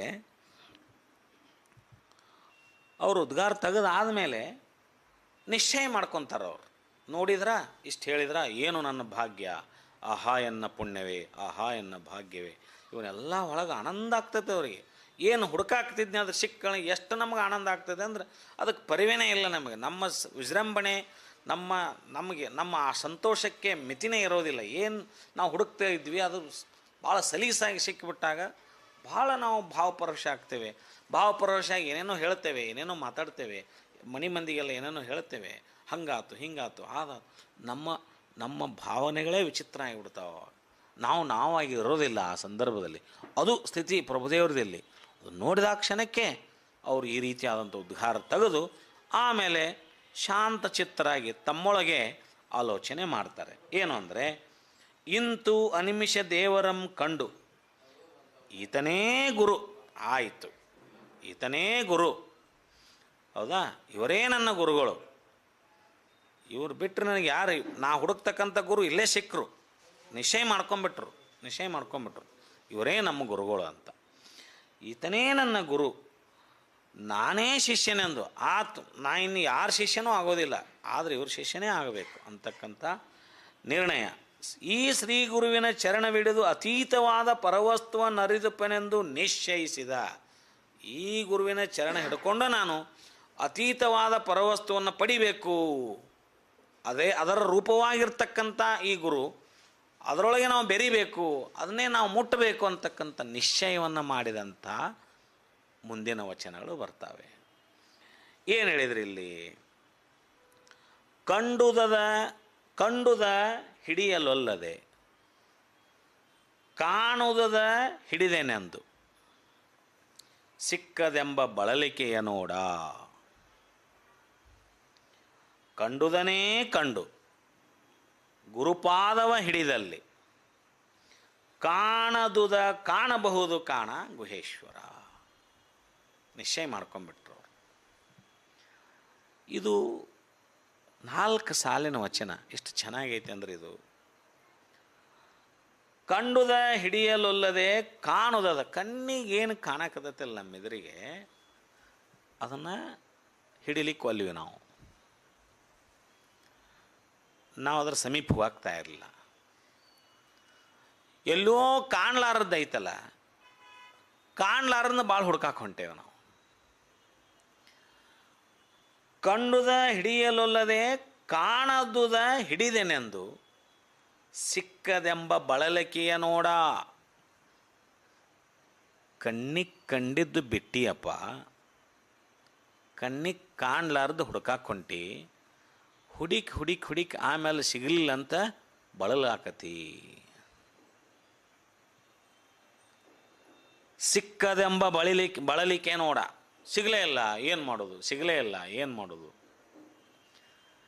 ಯಾಕಂದ್ರೆ ನೀನು ಹುಡುಕ್ತಕ್ಕಂಥ ಮಾರ್ಗ ಏನೈತಲ್ಲ, ಆ ಮಾರ್ಗದಲ್ಲಿ ಆ ವಸ್ತುವಿನೇ ಇಲ್ಲ, ಅದು ನೀನು ಕಂಡಿನೂ ಇಲ್ಲ. ಮತ್ತು ನಿನಗೆ ಯಾರು ಅಲ್ಲಿ ಹೋಗಂತ ಹೇಳಾಕ್ತಾರಲ್ಲ ಅವರು ಕಂಡಿಲ್ಲ. ಅವ್ರ ಮಾತು ನಂಬಿಕೊಂಡು ಅಥವಾ ನಾ ಭ್ರಮೆಯೊಳಗೆ ಹುಡುಕ್ಲಿಕ್ಕೆ ಹೊಂಟೇನಿ. ಆದ್ರೆ ಹುಡುಕೋಕ್ಕಿಂತ ಮುಂಚೆಗೆ ನನಗೆ ಬೇಕಾಗಿದ್ದು ನನ್ನ ಕಣ್ಣು ಮುಂದನೇ ಐತಿ, ಅದನ್ನು ದೃಷ್ಟಿಸುವ, ಅದನ್ನು ಗುರುತಿಸುವ ನನ್ನ ಜ್ಞಾನ ಚಕ್ಷು ನನ್ನಲ್ಲಿಲ್ಲ. ಎಲ್ಲೈತಪ್ಪ ನೀ ಕಾಣಬೇಕಾಗಿದ್ದೆ ಅಂದ್ರೆ ನಿನ್ನೊಳಗೈತಿ. ಎಲ್ಲೈತಿ ನೀ ಕಾಣಬೇಕಾಗಿದ್ದೆ ಅಂದ್ರೆ ಅದು ನಿನ್ನೊಳಗೈತಿ. ನನ್ನೊಳಗೆ ಇದ್ದಿದ್ದು ನಿನ್ನೊಳಗೆ ಇದ್ದಿದ್ದನ್ನು ನೋಡಾಕೊಲ್ಲಿ, ಹೊರಗೆ ಏನು ಇಲ್ಲಲ್ಲ ಅಲ್ಲೈತೆ ಅಂತ ಹುಡುಕಾಕೊಂಟಿ. ಹುಡುಕಿ ಹುಡುಕಿ ಹುಡುಕಿ ಹುಡುಕಿ ಕಡೇಕ ಎಷ್ಟು ಹುಡುಕಿದ್ರೂ ಸಿಗಲೇ ಇಲ್ಲ ಬಿಡ್ರಿ ಅಂತ ಬಳಲಿಕೆಯ ಮಾತನ್ನು ಹೇಳ್ತೀಯಲ್ಲಪ್ಪ. ಅಗಿಹಿಂಬೋ ಅಗಿಹಿಂಬೋ ತನು ಅಥವಾ ಹೊಂಟವ ಮಾಡಿ ಒಳಗೆ ಹೇಳಿದ್ರಲ್ಲ ಅವರು, ಅಗಿಹಿಂಬೋ ಭಾವಿಯ ಅಗಿಹಿಂಬೋ ಹೇಳ್ತಾರವರು. ಅಖಂಡ ಮಂಡಲವೆಂಬ ಬಾವಿ ಪವನವೇ ರಾಟ. ಏನು ಎಷ್ಟು ಬಾವಿ ಅಗೀತಿ ಅಗಿ, ಎಷ್ಟು ತೆಗೀತಿ ತೆಗಿ, ಏನು ಮಾಡ್ತಿ ಮಾಡು, ಆದರೆ ಏನು ಹುಡುಕಾಕತಿ ಅದು ಸಿಗೋಲ್ದು. ಯಾಕಂದ್ರೆ ನೀ ಏನು ಹುಡುಕಾಕತಿಯಲ್ಲ ಅದು ಅಲ್ಲಿಲ್ಲ. ಇನ್ನೊಂದು, ನೀ ಏನು ಹುಡುಕಾಕತಿಯಲ್ಲ ಅದು ನಿನ್ನ ಹತ್ರ ಐತಿ, ಆದ್ರೆ ಆ ಜಾಗ ಬಿಟ್ಟಷ್ಟ ನೀ ಬೇರೆ ಕಡೆ ಹುಡುಕಾಕತಿ. ಹಿಂಗಾದ್ರೆ ಸಿಗಬೇಕೆಲ್ಲದು. ಕಡೆಗೆ ಅಲ್ಟಿಮೇಟ್ ರಿಸಲ್ಟ್ ಏನು, ಎಂಡ್ ರಿಸಲ್ಟ್ ಏನು? ಸಿಗಲಿಲ್ಲ ಅನ್ನೋದಲ್ಲ. ಸಿಗಲಿಲ್ಲ ಅನ್ನೋ ಬಳಲಿಕೆ ನೋಡ. ಹೊರಗಿಷ್ಟೆಲ್ಲ ಮಾಡಾಕ್ತೀವಿ ನಾವು. ದೇವರನ್ನು ಕಾಣಬೇಕು, ದೇವರನ್ನು ಒಲಿಸ್ಕೋಬೇಕು, ದೇವರನ್ನು ನಾವು ಪಡ್ಕೋಬೇಕು, ದೇವರನ್ನ ಜೊತೆ ಸರಸ ಸಂಭಾಷಣೆ ಮಾಡಬೇಕು, ದೇವ್ರ ಜೊತೆ ನಾ ಇರಬೇಕು, ದೇವ್ರ ಸಾಕ್ಷಾತ್ಕಾರ ಆಗಬೇಕು ಅಂತ ತಿಳಿದು ದೇವರನ್ನು ವಿವಿಧ ರೂಪಗಳಲ್ಲಿ ಹೊರಗಡೆ ಹುಡುಕಾಕತ್ತೇವೆಲ್ಲ. ಸಿಕ್ಕಾನನು ದೇವರು ಅಂದರೆ ಸಿಕ್ಕಿಲ್ಲ. ಯಾಕಂದ್ರೆ ನಿನ್ನೊಳಗೆ ಅದಾನಪ್ಪ. ಮನೆಯೊಳಗೆ ಕೂಸು ಮಲಗಿಸಿ ಊರೆಲ್ಲ ಕೂಸು ಹುಡುಕಿದ್ರೆ ಎಲ್ಲಿ ಸಿಗಬೇಕು? ತಾಯಿ ತನ್ನ ಕೂಸು ಮನೆಯೊಳಗೆ ಮಲಗಿಸಾಳ. ಮನೆಯೊಳಗೆ ಮಲಗಿಸಿ ಓಣಿ ತುಂಬ ಊರು ತುಂಬ ಹಂಗೆ ಹುಡುಕಾಕತ್ತಾಳ. ನನ್ನ ಮಗನ ನೋಡಿರ್ನ ಅಂದ್ರೆ ಸಿಗಬೇಕಿಲ್ಲದ ಅದು ಒಳಗೆ ಐತಿ. ಹೊರಗೆ ಹುಡುಕಿ ಹಾಕ್ತಾಳ. ಸಿಗಲಿಲ್ಲ ಅಂತ ಹೊಳ್ಳಿ ಮನೆಗೆ ಬರ್ತಾಳ. ಮನೆಗೆ ಬಂದಾಗ ಸುಮ್ಮನೆ ಬರ್ತಾಳನ, ಉಶ್ ಅಂತ ಬರ್ತಾಳಲ್ಲ, ಎಡ್ಯಾಡ್ ಬಳಲಿಕೆ, ಸಿಕ್ಕದೆಂಬ ಬಳಲಿಕೆ. ಯಾವಾಗ ಅಂದ್ರೆ ಕಂಡುದ ಹಿಡಿಯಲೊಲ್ಲದೆ, ಏನು ಕಾಣಕತ್ತೈತಿ ಅಥವಾ ಏನು ನಿನ್ನ ಹತ್ರ ಐತಿ ಅದನ್ನು ಹಿಡ್ಕೊಳ್ಳಾರ್ದನ ಕಾಣದುದ ಹಿಡಿದೇನೆಂದು ಸಿಕ್ಕದೆಂಬ ಬಳಲಿಕೆಯ ನೋಡ. ಮುಂದೇನು ಹೇಳಿದ್ರು ಅವರು? ಕಂಡುದನೇ ಕಂಡು, ಏನು ಕಾಣಕತ್ತಿಯಲ್ಲ ಅದನ್ನ ಕಂಡು ಗುರುಪಾದವ ಹಿಡಿದಲ್ಲಿ, ಗುರುಗಳು ನೋಡಿ ಹೇಳಾಕತ್ತಾರವರು, ಗುರುಪಾದವ ಹಿಡಿದಲ್ಲಿ ಕಾಣದುದ ಕಾಣಬಹುದು. ಏನು ಕಾಣದುದ? ನಮ್ಮೊಳಗೆ ಏನು ಐತಲ್ಲ ಅದು ನಮಗಿನ್ನೂ ಕಂಡಿಲ್ಲಲ್ಲ, ಅದನ್ನು ಕಾಣಬಹುದು ಅಂತ. ಕಾಣಬಹುದು ಅಂದ್ರೆ ಹೊರಗೆ ಹುಡುಕಾಡಿದ್ದು ಕಂಡಿಲ್ಲ ಅಂತ ಅದನ್ನು ಅಲ್ಲ. ಮತ್ತೆ ನಮ್ಮೊಳಗೆ ಇದ್ದಿದ್ದು ನಮಗೆ ಕಂಡಿಲ್ಲ, ನಮ್ಮೊಳಗೆ ಇದ್ದಿದ್ದು ಇನ್ನೂ ಕಂಡಿಲ್ಲ. ಅದನ್ನು ನಾವು ಕಾಣಬಹುದು. ಯಾವಾಗ ಕಾಣಬಹುದು? ಶ್ರೀ ಗುರುವಿನ ಪಾದವನ್ನು ಹಿಡಿದು, ಶ್ರೀ ಗುರುವಿನ ಮಾರ್ಗದರ್ಶನ, ಶ್ರೀ ಗುರುವಿನಿಂದ ನಮಗೆ ಉಪದೇಶ. ಇಲ್ಲಿ ಗುರು ಅಂದಾಕ್ಷಣಕ್ಕೆ ಭಾಳ ಜನ ಮತ್ತೆ ಅದಕ್ಕೆ ಚರ್ಚೆ ಮಾಡ್ತಾರೆ. ಗುರುಗಳಂದ್ರೆ ಯಾರ್ರೀ? ಇವ್ರನ್ರಿ, ನನ್ನ ಅರಿವೇ ನನ್ನ ಗುರು ಅಂತ ಶರಣರು ಹೇಳ್ಯಾರ್ರಿ. ಮತ್ತು ಅವ್ರನ್ನ ನಮ್ಮ ಅರಿವು ನಮ್ಗೆ ಆಗಿಬಿಟ್ರೆ ಗುರು ರೀ, ಹೊರಗಿನ ಗುರುಗಳ ಬಗ್ಗೆ ನೀವು ಯಾಕೆ ಹೇಳ್ತೀರಿ? ಇವೆಲ್ಲ ಚರ್ಚೆಗಳು ಬರ್ತಾವೆ. ನಾನು ಆ ಚರ್ಚೆಗೆ ಯಾವುದೇ ರೀತಿಯಾದಂಥ ನಾನು ಉತ್ತರವನ್ನಾಗಲಿ ಅಥವಾ ನಾನು ಆ ಚರ್ಚೆಗೆ ಇಳಿಲಿಕ್ಕೆ ನಾನು ಬಯಸೋದಿಲ್ಲ. ಅದು ಅವರವರ ಭಾವಕ್ಕೆ ಬಿಟ್ಟಂಥದ್ದು. ಬಟ್ ಇಲ್ಲಿ ಸ್ಪಷ್ಟವಾಗಿ ಹೇಳ್ಯಾರಿಲ್ಲಿ, ಅನಿಮಿಷ ದೇವರು ನನ್ನ ಗುರುಗಳು ಅಂತ ಹೇಳ್ಯಾರ. ಹಂಗಾರೆ ಸಾಕಾರ ನನ್ನ ಅರಿವು ನನ್ನ ಗುರು ಆದಾಗ ಅದು ನಿರಾಕಾರವಾದ ರೂಪ, ನಿರಾಕಾರವಾದ ಗುರು. ಆ ನಿರಾಕಾರವಾದ ಗುರು ಒಮ್ಮೆ ಸಾಕಾರ ರೂಪಕ್ಕೆ ಬಂದಾಗ ಒಬ್ಬರು ಗುರುಗಳು ನಮಗೆ ಸಿಗ್ತಾರೆ ಅನ್ನುವಂಥ ಮಾತು. ಆ ಸದ್ಗುರುವಿನನ್ನು ಅರಸಬೇಕು, ಆ ಸದ್ಗುರುವಿನ ಪಡ್ಕೋಬೇಕು. ಆ ಸದ್ಗುರುವಿನ ಆವಿಷ್ಕಾರದಲ್ಲಿ, ಆ ಸದ್ಗುರುವಿನ ಶೋಧನೆಯಲ್ಲಿ ನಾವು ತೊಡಕೊಂಡಿರಬೇಕು. ನಮ್ಮ ಅಜ್ಞಾನದಿಂದ ಯಾವುದೇ ಸದ್ಗುರುವಿನಲ್ಲಿ ತಪ್ಪು ದಾರಿ ಹಿಡಿದು ಯಾವುದರ ಗುರುಗಳನ್ನ ಹಿಡ್ಕೊಂಡು ಏನರ ಆಗಿ ಅವರಿಂದ ನಿಮಗೇನರ ತೊಂದರೆ ಆದಾಗ ನಾವು ಇಡೀ ತತ್ವವನ್ನು ನಿರಾಕರಿಸ್ಲಿಕ್ಕೆ ಆಗೋದಿಲ್ಲ ಅನ್ನುವಂಥ ಮಾತು. ಇಷ್ಟ ಮಾತ್ರ ನಾನು ಹೇಳಬಹುದು. ಇಡೀ ತತ್ವವನ್ನೇ ನಿರಾಕಾರ ಮಾಡೋದು, ಅವರು ಹೊರಗಿನ ಗುರುಗಳು ಯಾರು ಗುರುಗಳಲ್ಲ ಅವರು ಅನ್ನುವಂಥ ನಿರಾಕಾರವಾದ ಏನೈತಲ್ಲ, ಅದನ್ನು ನಾನು ಸ್ವಲ್ಪ ಮಟ್ಟಿಗೆ ವೈಯಕ್ತಿಕವಾಗಿ ಒಪ್ಪೋದಿಲ್ಲ. ಅಂಥ ಸದ್ಗುರುಗಳು ಇರ್ತಾರೆ, ಎದ್ದು ಇಲ್ದಂಗೆ ಇರ್ತಾರೆ. ಹುಡುಕ್ತಕ್ಕಂಥ ಗುರು ಮತ್ತು ಶಿಷ್ಯನ ಸಂಬಂಧ ಹೆಂಗಿದೆ ಅಂದರೆ ತಾಯಿ ಮತ್ತು ಮಗುವಿನ ಸಂಬಂಧ ಇದ್ದಂಗೆ ಇರುತ್ತೆ. ಅದು ಆ ಸಂಬಂಧ ಅದು ಕರಿತೈತೆ. ಆ ಗುರುವಿನ ಉಪದೇಶ, ಗುರುವಿನ ಮಾರ್ಗದರ್ಶನ, ಗುರುವಿನ ಅಂತಃಕರಣ ಆಗಬೇಕಾಗತ್ತೆ. ಅಂದಾಗ ಪಾಷಾಣ ಪರುಷ ಆಗ್ತದೆ. ಇಲ್ಲ ಅಂದ್ರೆ ಆಗಲಿಕ್ಕೆ ಸಾಧ್ಯ ಇಲ್ಲ ಅನ್ನುವಂಥ ಮಾತು. ಸಂಸ್ಕಾರ ಕೊಡಲಿಕ್ಕೆ ಒಬ್ಬ ಗುರು ಬೇಕಾಗತ್ತೆ. ಆ ಯೋಗ್ಯವಾದ ಗುರುವಿನ ಅರಸುವಿಕೆ ನಮ್ಮದಾಗಿರಬೇಕು. ಯೋಗ್ಯವಾದ ಗುರುವಿನ ಸದ್ಗುರುವಿನ ಅರಸುವಂಥ ಪ್ರಾಮಾಣಿಕ ಪ್ರಯತ್ನ ನಮ್ಮದಾಗಿರ್ಬೇಕು. ನಾವು ಹಂಗೆ ನೀವು ನಾವು ಗುರುಗಳನ್ನ ಭೇಟಿ ಆದ್ವಿ ಎಲ್ಲರೂ ಕಂಡಂಗೆಲ್ಲ ಅದು ಗುರು ಶಿಷ್ಯರ ಸಂಬಂಧ ಭಾಳ ಅದ್ಭುತವಾಗಿರ್ತಕ್ಕಂಥ ಸಂಬಂಧ. ಅದನ್ನು ನಾನು ಭಾಳ ಚರ್ಚೆ ಮಾಡಲಿಕ್ಕೆ ಹೋಗೋದಿಲ್ಲ. ಮುಂದೆ ಶ್ರೀ ಗುರುಮೂರ್ತಿಯಂ ನೋಡಿ ಕೊಂಡಾಡಿದ ಪ್ರಸ್ತಾವದ ವಚನ. ಇಷ್ಟು ನಿಶ್ಚಯ ಮಾಡ್ಕೊಂಡ್ರೆ ಅವರು ಇವರೇ ನಮ್ಮ ಗುರುಗಳಂತ ನಿಶ್ಚಯ ಮಾಡಿಕೊಂಡು ಗುರು ಅಂತ ಸಂಕಲ್ಪ ಮಾಡ್ಕೊಂಡ್ಬಿಟ್ರು. ಇವರೇ ನಮ್ಮ ಗುರುಗಳು. ಆ ಪರವಸ್ತುವನ್ನು ಕಾಣಲಾದ ಪರವಸ್ತುವನ್ನು ನಾನು ಇವ್ರ ಮುಖಾಂತರನ ಕಾಣಬೇಕು. ಇವ್ರ ಮುಖಾಂತರ ಮಡಿಕೆ ಮಾಡಲು ಮಣ್ಣೆ ಮೊದಲು, ತೊಡಿಕೆ ಮಾಡಲು ಹೊನ್ನೆ ಮೊದಲು, ಗುರು ಶಿವಪಥವನ್ನರಿಯಲು ಗುರುಪಥವೇ ಮೊದಲು ಅಂತೇನು ಹೇಳ್ಯಾರಲ್ಲ, ಹಂಗೆ ಗುರು ನಮಗೆ ಸಿಕ್ಕ, ಇವರೇ ನಮ್ಮ ಗುರುಗಳು ಅಂತ ನಿಶ್ಚಯ ಮಾಡ್ಕೊಂಡು ಆದಮೇಲೆ ಮುಂದವರು ಆ ಶ್ರೀ ಗುರು ಮೂರ್ತಿಯಂ ನೋಡಿ ಕೊಂಡಾಡಿದ ಪ್ರಸ್ತಾವದ ವಚನ, ಇವರು ನಮ್ಮ ಗುರುಗಳು ಅಂತ ಅಂದಮೇಲೆ ಅವ್ರನ್ನ ಕೊಂಡಾಡುವಂಥ ಒಂದು ವಚನ ಇಲ್ಲಿ ಬಂತು. ಏನು ಕೊಂಡಾಡಿದರು? ಕಾಯಲಾದ ಮೂರ್ತಿಯಲ್ಲ. ಎಷ್ಟು ಅದ್ಭುತ ಐತೆ ನೋಡ್ರಿ ಇದು. ಅವ್ರು ಹೆಂಗಂದ್ರೆ ದೇವ್ರು ಹೆಂಗಂದ್ರೆ ಅವರು ಕಾಯಲಾದ ಮೂರ್ತಿಯಲ್ಲ. ಏನು ಗುರುಗಳನ್ನ ಹೇಳ್ಯಾರ ಅವರು, ಹೆಂಗೆ ಹೇಳ್ಯಾರ ಅವರು, ಗುರುವಿನ ಅಸ್ತಿತ್ವದ ಬಗ್ಗೆ ಎಷ್ಟು ಕೊಂಡಾಡ್ಯಾರ ಅವರು. ಕಾಯಲಾದ ಮೂರ್ತಿಯಲ್ಲ, ಜೀವದಲಾದ ಮೂರ್ತಿ ಅಲ್ಲ. ಅಂಥ ಮೂರ್ತಿ ಇದು, ದೇಹದಿಂದ ಆದ ಮೂರ್ತಿ ಅಲ್ಲಿದು. ಈ ಪಂಚಮಹಾಭೂತಗಳಿಂದ, ಈ ಜಡ ವಸ್ತುಗಳಿಂದ ತಯಾರಾದಂಥ ಮೂರ್ತಿ ಅಲ್ಲಿದು. ದೇಹ ಅಂದರೆ ಜಡಪಿಂಡ ಅಂತ ಕರ್ಕೊಂಡಿವಿ. ಇದು ನಿಮ್ಮಂಥ ಜಡಪಿಂಡದ ಮೂರ್ತಿ ದೇಹ ಅಲ್ಲಿದು. ಅನಿಮಿಷ ಯೋಗಿಗಳ ದೇಹ ನಿಮ್ಮಂಥ ಜಡಪಿಂಡದಿಂದ ಕೂಡಿದಂಥ ಇದು ದೇಹ ಅಲ್ಲಿದು. ಕಾಯದಲಾದ ಮೂರ್ತಿಯಲ್ಲ, ಜೀವದಲಾದ ಮೂರ್ತಿಯಲ್ಲ, ಪ್ರಾಣದಲಾದ ಮೂರ್ತಿಯಲ್ಲ, ಪುಣ್ಯದಲಾದ ಮೂರ್ತಿಯಲ್ಲ, ಮುಕ್ತಿಯಲಾದ ಮೂರ್ತಿಯಲ್ಲ, ಯುಗದಲಾದ ಮೂರ್ತಿಯಲ್ಲ, ಜುಗದಲಾದ ಮೂರ್ತಿಯಲ್ಲ, ಶಿವನಲಾದ ಮೂರ್ತಿಯಲ್ಲ, ಶಕ್ತಿಯಲಾದ ಮೂರ್ತಿಯಲ್ಲ. ಇದೆಂತಹ ಮೂರ್ತಿಯೆಂದು ಉಪಮಿಸುವೆ. ಕಾಣಬಾರದ ಕಾಯ, ನೋಡಬಾರದ ತೇಜ. ಮೊದಲೇಕ ಇದಲ್ಲ ಅಂಥೇಳಿ ಅದು ಎಂಥದಂತ ಹೇಳ್ತಾರೆ ಅವರು. ಕಾಣಬಾರದ ಕಾಯ, ನೋಡಬಾರದ ತೇಜ, ಉಪಮಿಸಬಾರದ ನಿಲವು, ಕಾರಣವಿಡುದು ಕಣ್ಗೆ ಗೋಚರವಾದ ಸುಖವನೇನೆಂದು ಹೇಳುವೆ ಗುಹೇಶ್ವರ.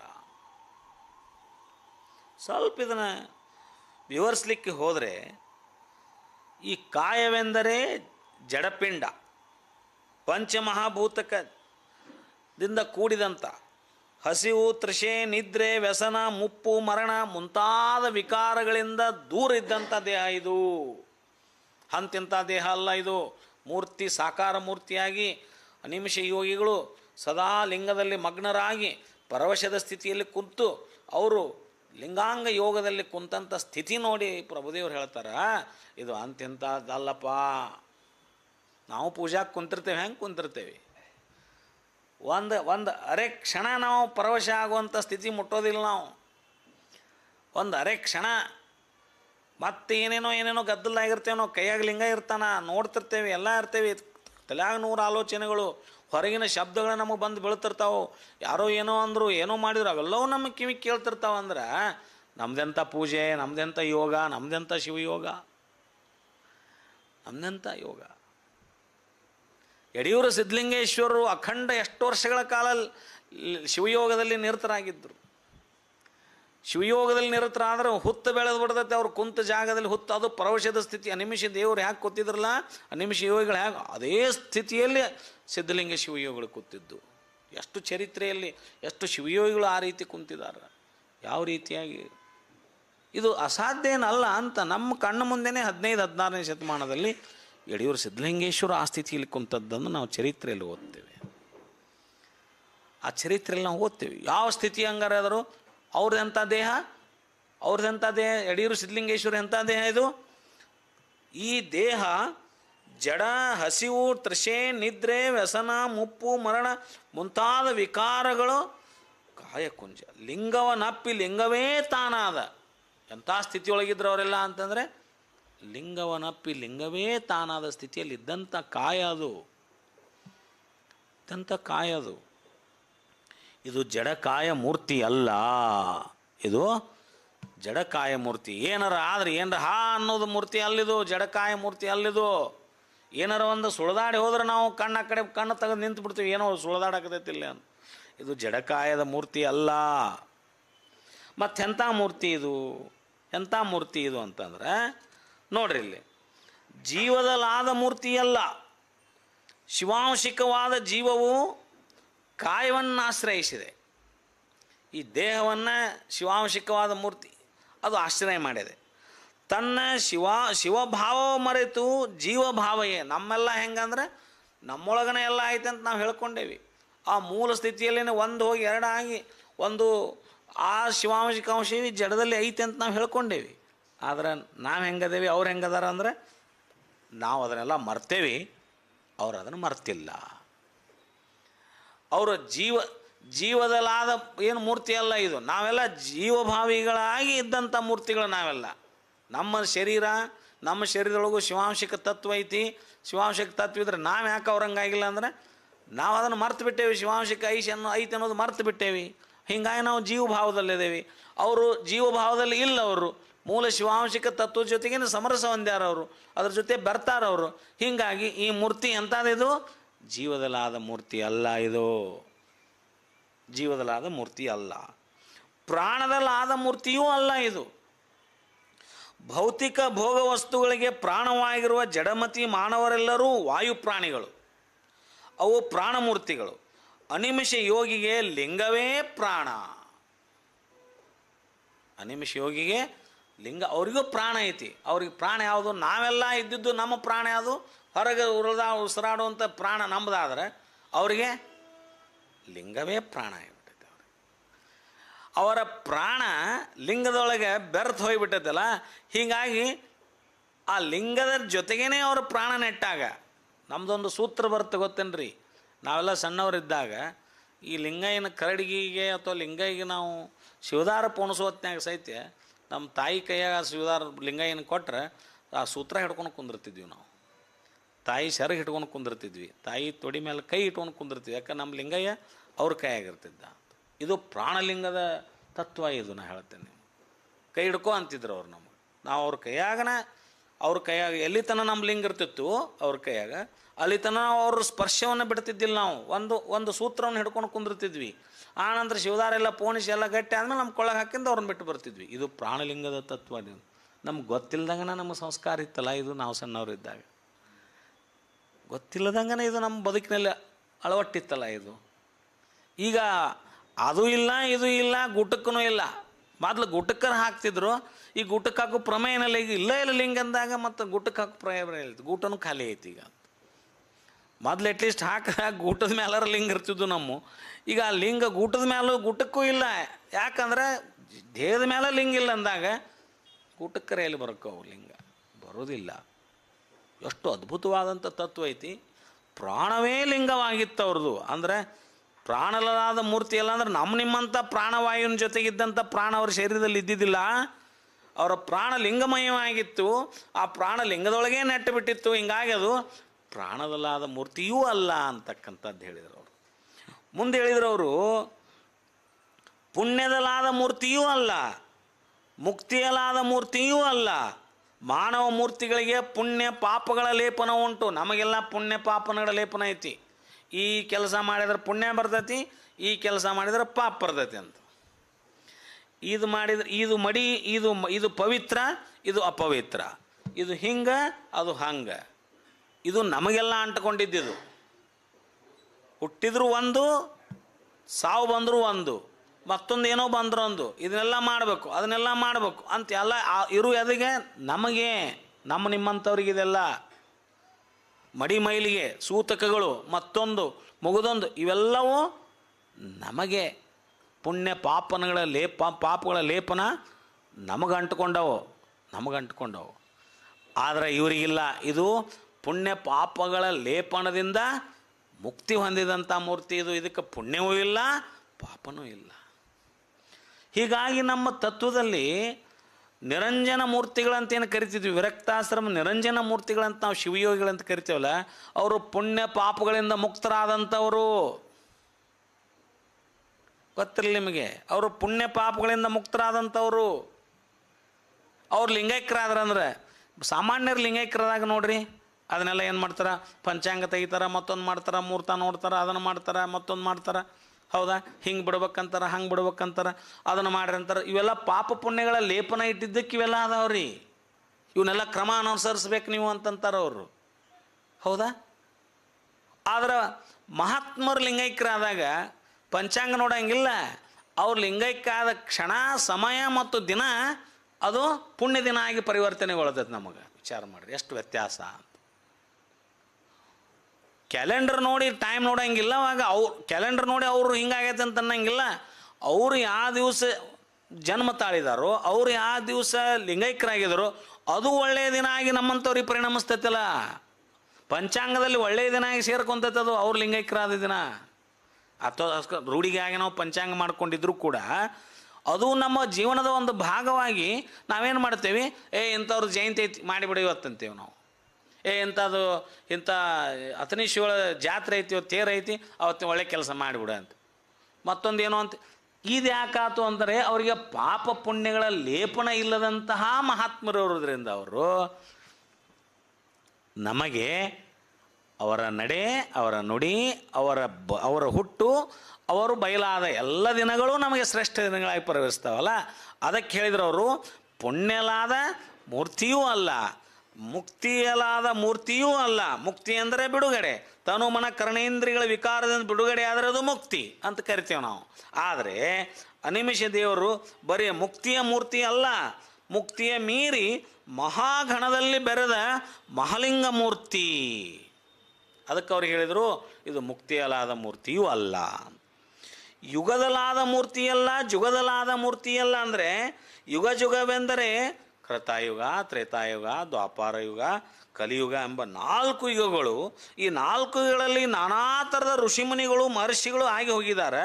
ಅವರು ಅಧ್ಯಾತ್ಮದ ಉತ್ತುಂಗ ಸ್ಥಿತಿ ಸಾಧಿಸಿದರೂ ಕಾಯ ಸಹಿತ ಲಿಂಗವಾಗಿ ಬಾಳುವ ಬಗೆ ಅರಿತಿರಲಿಲ್ಲ.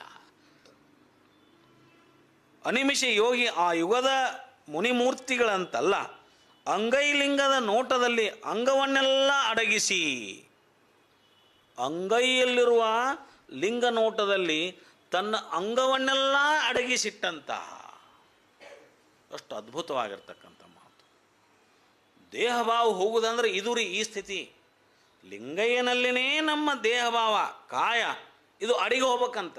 ಎಷ್ಟರ ಮಟ್ಟಿಗೆ ಅಡಿಗೆ ಹೋಗ್ಬೇಕು ನಾವು ಆ ಸ್ಥಿತಿ ಮುಟ್ಲಿಕ್ಕೆ ಸಾಧ್ಯ ಐತೆ? ನಾವು ಸಾಧ್ಯ ಇಲ್ಲ. ಯಾಕಂದ್ರೆ ನಂಬೇ ಇಲ್ಲಲ್ಲ ನಾವು ಇನ್ನೂ ಅದನ್ನು. ಅದ ಬೇರೆ ನಾನೇ ಬೇರೆ ಅಂತ ಐತಿ. ಅದು ನನ್ನೊಳಗಿನ ದಿವ್ಯ ಆತ್ಮತೇಜದ ಒಂದು ಪ್ರಕಾಶ, ಅದು ಸಾಕಾರ ರೂಪವಾಗಿ ನನ್ನೊಳಗೆ ನನ್ನ ಅಂಗೈಯೊಳಗೆ ಬಂದೈತಿ. ಅದು ನನ್ನ ಅರಿವಿನ ಗುರು. ಆ ಗುರು ನಿರಾಕಾರವಾಗಿರ್ತಕ್ಕಂಥ ಅರಿವಿನ ಗುರು ನನ್ನಲ್ಲಿ ಇಷ್ಟಲಿಂಗ ರೂಪಕ್ಕೆ ಸಾಕಾರ ರೂಪಕ್ಕೆ ಬಂದೈತಿ. ಅದು ನಾನೇ, ನನ್ನ ಬೆಳಕದು, ನನ್ನ ದರ್ಪಣ ಅದು, ನನ್ನನ್ನು ನಾನು ನೋಡುವಂಥ ದರ್ಪಣ ಅದು. ನಾನು ನೋಡ್ಕೋಬೇಕಾದ್ರಾಗ ಏನಂತ ನಾನು ನೋಡ್ಕೋಬೇಕು ಅನ್ನೋವಂಥ ಭಾವನೆ ನಮಗೆ ಬಂದಿಲ್ಲ ಅಂದಾಗ, ಇನ್ನು ನಮ್ಮ ಕಾಯ ಬೇರೆ ಆಯ್ತು, ನಮ್ಮ ಲಿಂಗ ಬೇರೆ ಆಯ್ತು, ನಮ್ಮ ಶಿವಾಂಶಿಕ ಏನು ತೇಜ ಐತೆ ನಮ್ಮೊಳಗೆ, ಅದರದಂತೂ ಕತೆ ಭಾಳ ದೂರ ಉಳೀತು. ಯಾಕೆ ನಾವು ಇನ್ನೂ ಆ ಮಟ್ಟಕ್ಕೆ ಹೋಗೇ ಇಲ್ಲ, ನಾವಿನ್ನೂ ಆ ಲೆವೆಲಿಗೆ ಹೋಗೇ ಇಲ್ಲ. ಇನ್ನೂ ಆಯ್ನ ಕಲಿಯುವಲ್ಲಿ ನಾವು ಯೂನಿವರ್ಸಿಟಿಗೆ ಹೆಂಗೆ ಹೋಗೋದು? ಇನ್ನೂ ಪ್ರೈಮರಿ ಸ್ಕೂಲ್ನಾಗ, ನರ್ಸರಿ ಸ್ಕೂಲ್ನಾಗನೇ ಇನ್ನೂ ಆಯುಷ್ ಕಳ್ಯಾಕತ್ತೇವೆ ನಾವು. ಕಳೆದಾಗ ವಿಶ್ವವಿದ್ಯಾಲಯಕ್ಕೆ ಹೋಗಿ ಕಲಿದು ಹೆಂಗೆ ಅನ್ನುವಂಥ ಮಾತು. ಇದೆಲ್ಲ ನೋಡ್ರಿ, ಶಿವನಲಾದ ಮೂರ್ತಿಯಲ್ಲ, ಮಾನವ ಮೂರ್ತಿಗಳೆಲ್ಲ ಶಿವನಿಂದಾದರೂ ಶಿವಮಯವಾಗಲಿಲ್ಲ. ನಾವೆಲ್ಲರೂ ಆ ಶಿವಾಂಶಿಕ ತತ್ವದನ್ನು ಹೊತ್ಕೊಂಡೇ ಬಂದೇವೆ. ನಾವು ನಮ್ಮ ದೇಹದಲ್ಲಿ ಆ ಶಿವಾಂಶಿಕ ತತ್ವವೇ ಐತಿ. ಆದ್ರೆ ನಾವೆಂದು ಶಿವ ಆಗಲಿಲ್ಲ, ಮರೆತು ಜಡಮತಿ ಮಾನವರಾಗಿಯೇ ಉಳಿದೇವೆ. ನಾವು ಇನ್ನೂ ನಾವು ಆ ತತ್ವ ನಮ್ಮೊಳಗೆ ಇದ್ದರೂ ಕೂಡ ಜಡಮತಿ ಮಾನವರಾಗೇ ನಾವು ಅದೇವೆ ಇನ್ನೂ. ಆದರೆ ಅನಿಮಿಷ ಯೋಗಿಗಳು ಹಾಗೆ ಉಳಿಲಿಲ್ಲ. ಅನಿಮಿಷಗಳಾಗಿ ಯೋಗಿಗಳು ಹಾಗೆ ಉಳಿಲಿಲ್ಲ. ನಿರಾಕಾರ ಶಿವನ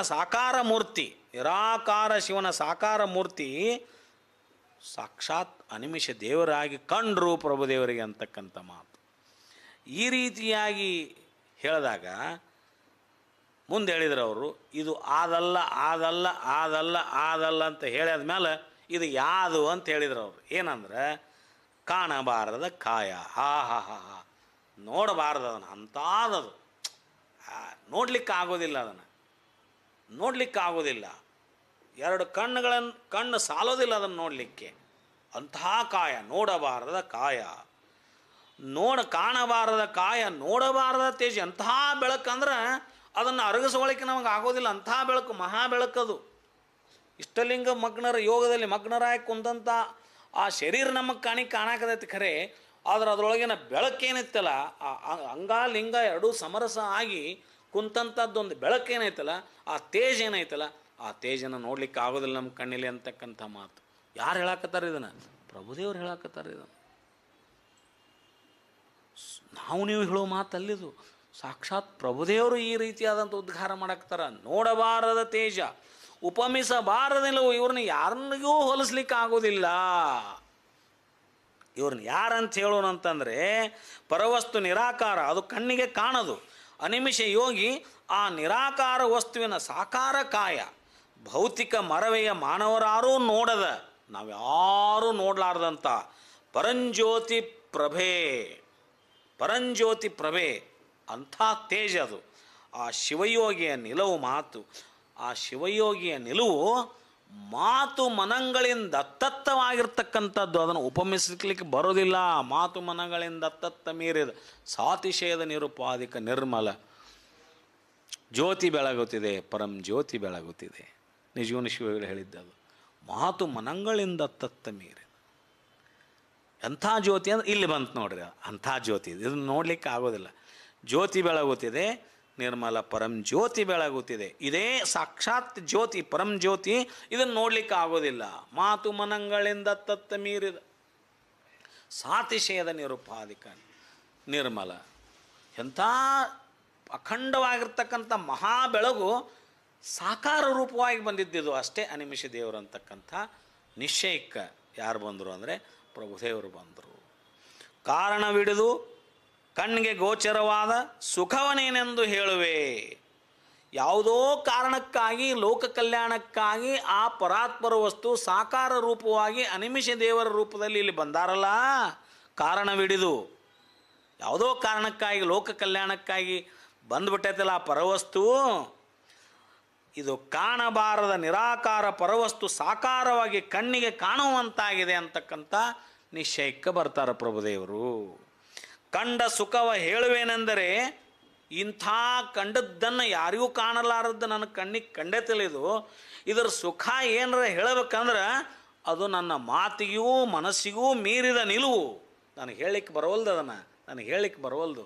ಕಂಗಳು ತುಂಬಿದ ಬಳಿಕ ನೋಡಲಿಲ್ಲ, ಕಿವಿಗಳು ತುಂಬಿದ ಬಳಿಕ ಕೇಳಲಿಲ್ಲ, ಮನ ತುಂಬಿದ ಬಳಿಕ ನಾನು ಅದನ್ನು ನೋಡೋರಿಗೆ ಏನು ಅಂತ ಹೇಳಕ್ಕೆ ಬರವಲ್ಲಂಥವ್ರಿಗೆ ನೋಡ್ರಿ ಹೇಳಕತ್ತಾರವರು.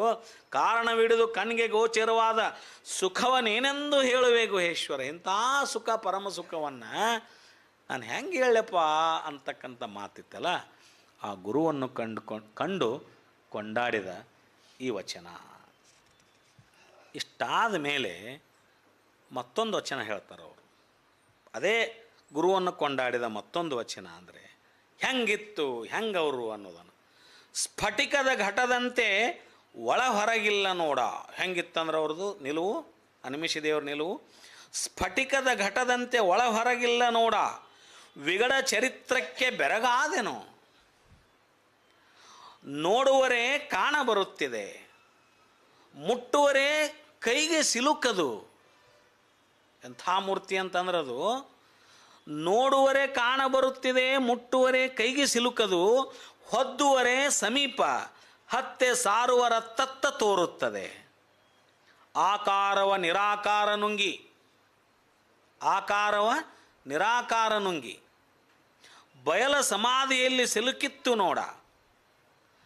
ದರ್ಶನದಿಂದ ಅಮೃತಾಹಾರವಾಯಿತು, ಬೆರಸಿಡೆನ್ನಂತೋ ಗುಹೇಶ್ವರ. ಇಲ್ಲೇನು ಹೇಳಿದರು ಹಂಗಂತಂದ್ರೆ, ಸ್ಫಟಿಕದ ಘಟ ಅಂದ್ರೆ ಒಂದು ಒಂದು ಫಳಕಾಗಿ ಹೊಳೆಯುವಂಥ ಕೊಡ ಅಂತ ತಿಳ್ಕೊಳ್ಳೋಣ. ಘಟ ಅಂದ್ರೆ ಅದರೊಳಗೆ ಒಂದು ದೀಪ ಹಚ್ಚಿಟ್ವಿ ಅಂತೇಳಿರಿ. ಅದರೊಳಗೆ ದೀಪ ಹಚ್ಚಿಟ್ವಿ ಅಂದ್ರೆ ಅದು ಒಳಗೂ ಕಾಣ್ತೈತಿ, ಹೊರಗೂ ಕಾಣ್ತೈತಿ. ಅದು ಒಳಗೂ ಕಾಣ್ತೈತಿ, ಹೊರಗೂ. ಸ್ಫಟಿಕ ನೋಡಿದರೆ ಮುತ್ತಿನ ಹಾರದಂತಿರಬೇಕು, ಸ್ಫಟಿಕದ ಶಲಾಖೆ ಅಂತಿರಬೇಕು.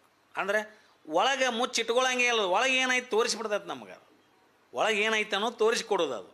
ಹಾಗೆ ಸ್ಫಟಿಕದ ಘಟದಂತೆ ಅಂತಂದ್ರೆ ಅದೊಂದು ಒಳಗಿನ ಕೊಡ. ಅದ್ರೊಳಗೆ ಒಂದು ದೀಪ ಇಟ್ಟರೆ ಏನಿಟ್ಟೇವೆ ಅನ್ನೋದು ಕಣ್ಣಿಗೆ ಕಾಣ್ತಿರ್ತೈತೆ ನಮಗೆ. ಆ ದೀಪ ಸಮೇತ ಕಣ್ಣಿಗೆ ಬರೀ ಬೆಳಕು ಕಾಣೋದಿಲ್ಲ, ಆ ದೀಪ ಸಮೇತ ನಮಗೆ ಕಾಣ್ತಿರ್ತೈತಿ. ಅದು ಮಣ್ಣಿನ ಪಣತ್ಯಾಗ ಇಟ್ಟಿರೋ, ಬಂಗಾರ ಪಣತ್ಯಾಗ ಇಟ್ಟಿರೋ, ಅಥವಾ ಬೆಳ್ಳಿ ಪಣತ್ಯಾಗ ಇಟ್ಟಿರೋ, ಅವೆಲ್ಲವೂ ಕಾಣುವಂಥ ಸ್ಫಟಿಕದ ಕೊಡ.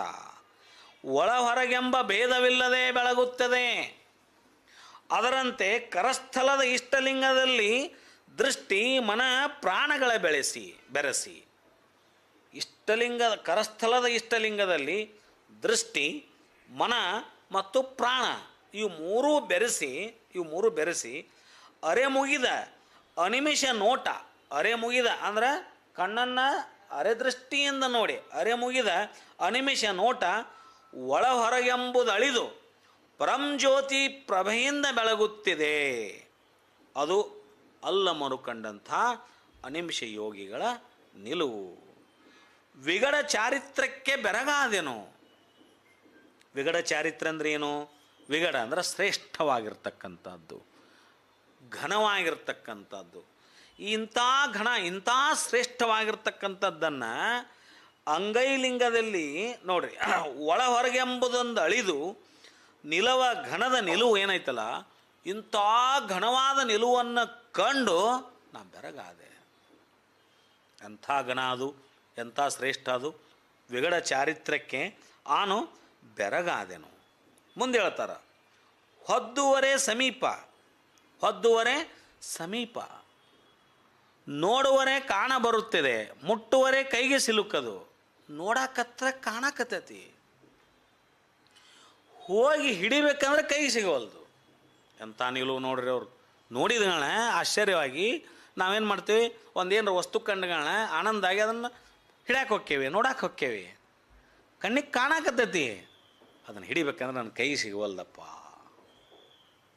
ಅನಿಮಿಷ ಯೋಗಿಗಳ ಅಸ್ತಿತ್ವವನ್ನು, ಅವರ ನಿಲುವನ್ನು ಯಾವ ರೀತಿ ಪ್ರಭುದೇವರು ಹೇಳ್ಯಾರಂದ್ರೆ, ಇಲ್ಲಿ ನೋಡುವರೆ ಕಾಣ ಬರುತ್ತಿದೆ, ಮುಟ್ಟುವರೆ ಕೈಗೆ ಸಿಲುಗೋದು. ನೋಡಾಕತ್ತೈತಿ ಖರೆ, ಕಾಣಕತ್ತೈತಿ ಖರೆ, ನನಗೆ ಮುಟ್ಟಿದ್ರೆ ಸ್ಪರ್ಶಕ್ಕೆ ಬರೋಲ್ದಲ್ಲ ಅದು. ಹೊದ್ದುವರೆ ಸಮೀಪ ಹೋದಂಗೆ ಸಮೀಪನ ಆದ್ರೆ ಸಮೀಪ ಹೋದಂಗೆ ಹತ್ತೆ ಸಾರುವರ ತತ್ತ ತೋರುತ್ತದೆ. ಅದು ಹಂಗೆ ದೂರ ಹೋದಂಗೆ ಆಗತೈತೆ ಅಂತ. ಕಣ್ಣಿಗೆರ ಕಾಣಾಕತೈತಿ, ಹೋಗಿ ಮುಟ್ಟಾಕತ್ರ ಕೈಗೆ ಹತ್ತುವಲ್ದು. ಸಮೀಪ ಹೋಗ್ಬೇಕಂದ್ರೆ ಹೊಕ್ಕೇನಿ, ನಾ ಹೆಂಗೆ ಸಮೀಪ ಹೊಕ್ಕೇನಲ್ಲ ಅದು ಹಂಗೆ ದೂರ ಆಗತೈತಿ. ಅಂಥ ನಿಲುವು ಇದು. ಮುಂದೆ ಹೇಳಿದರು, ಆಕಾರವ ನಿರಾಕಾರ ನುಂಗಿ. ಆಕಾರವನ್ನು ನಿರಾಕಾರ ನುಂಗಿತ್ತಂತ ಕಣ್ಣಿಗೆರ ಆಕಾರವಾಗಿ ಕಾಣಾಕತೈತಿ. ಅದು ಕಣ್ಣಿಗೆರ ಸಾಕಾರವಾಗಿ ಕಾಣಾಕತೈತಿ. ಹೋಗಿ ಮುಟ್ಟಬೇಕಂದ್ರೆ ಕೈಗೆ ಹತ್ತವಲ್ದು.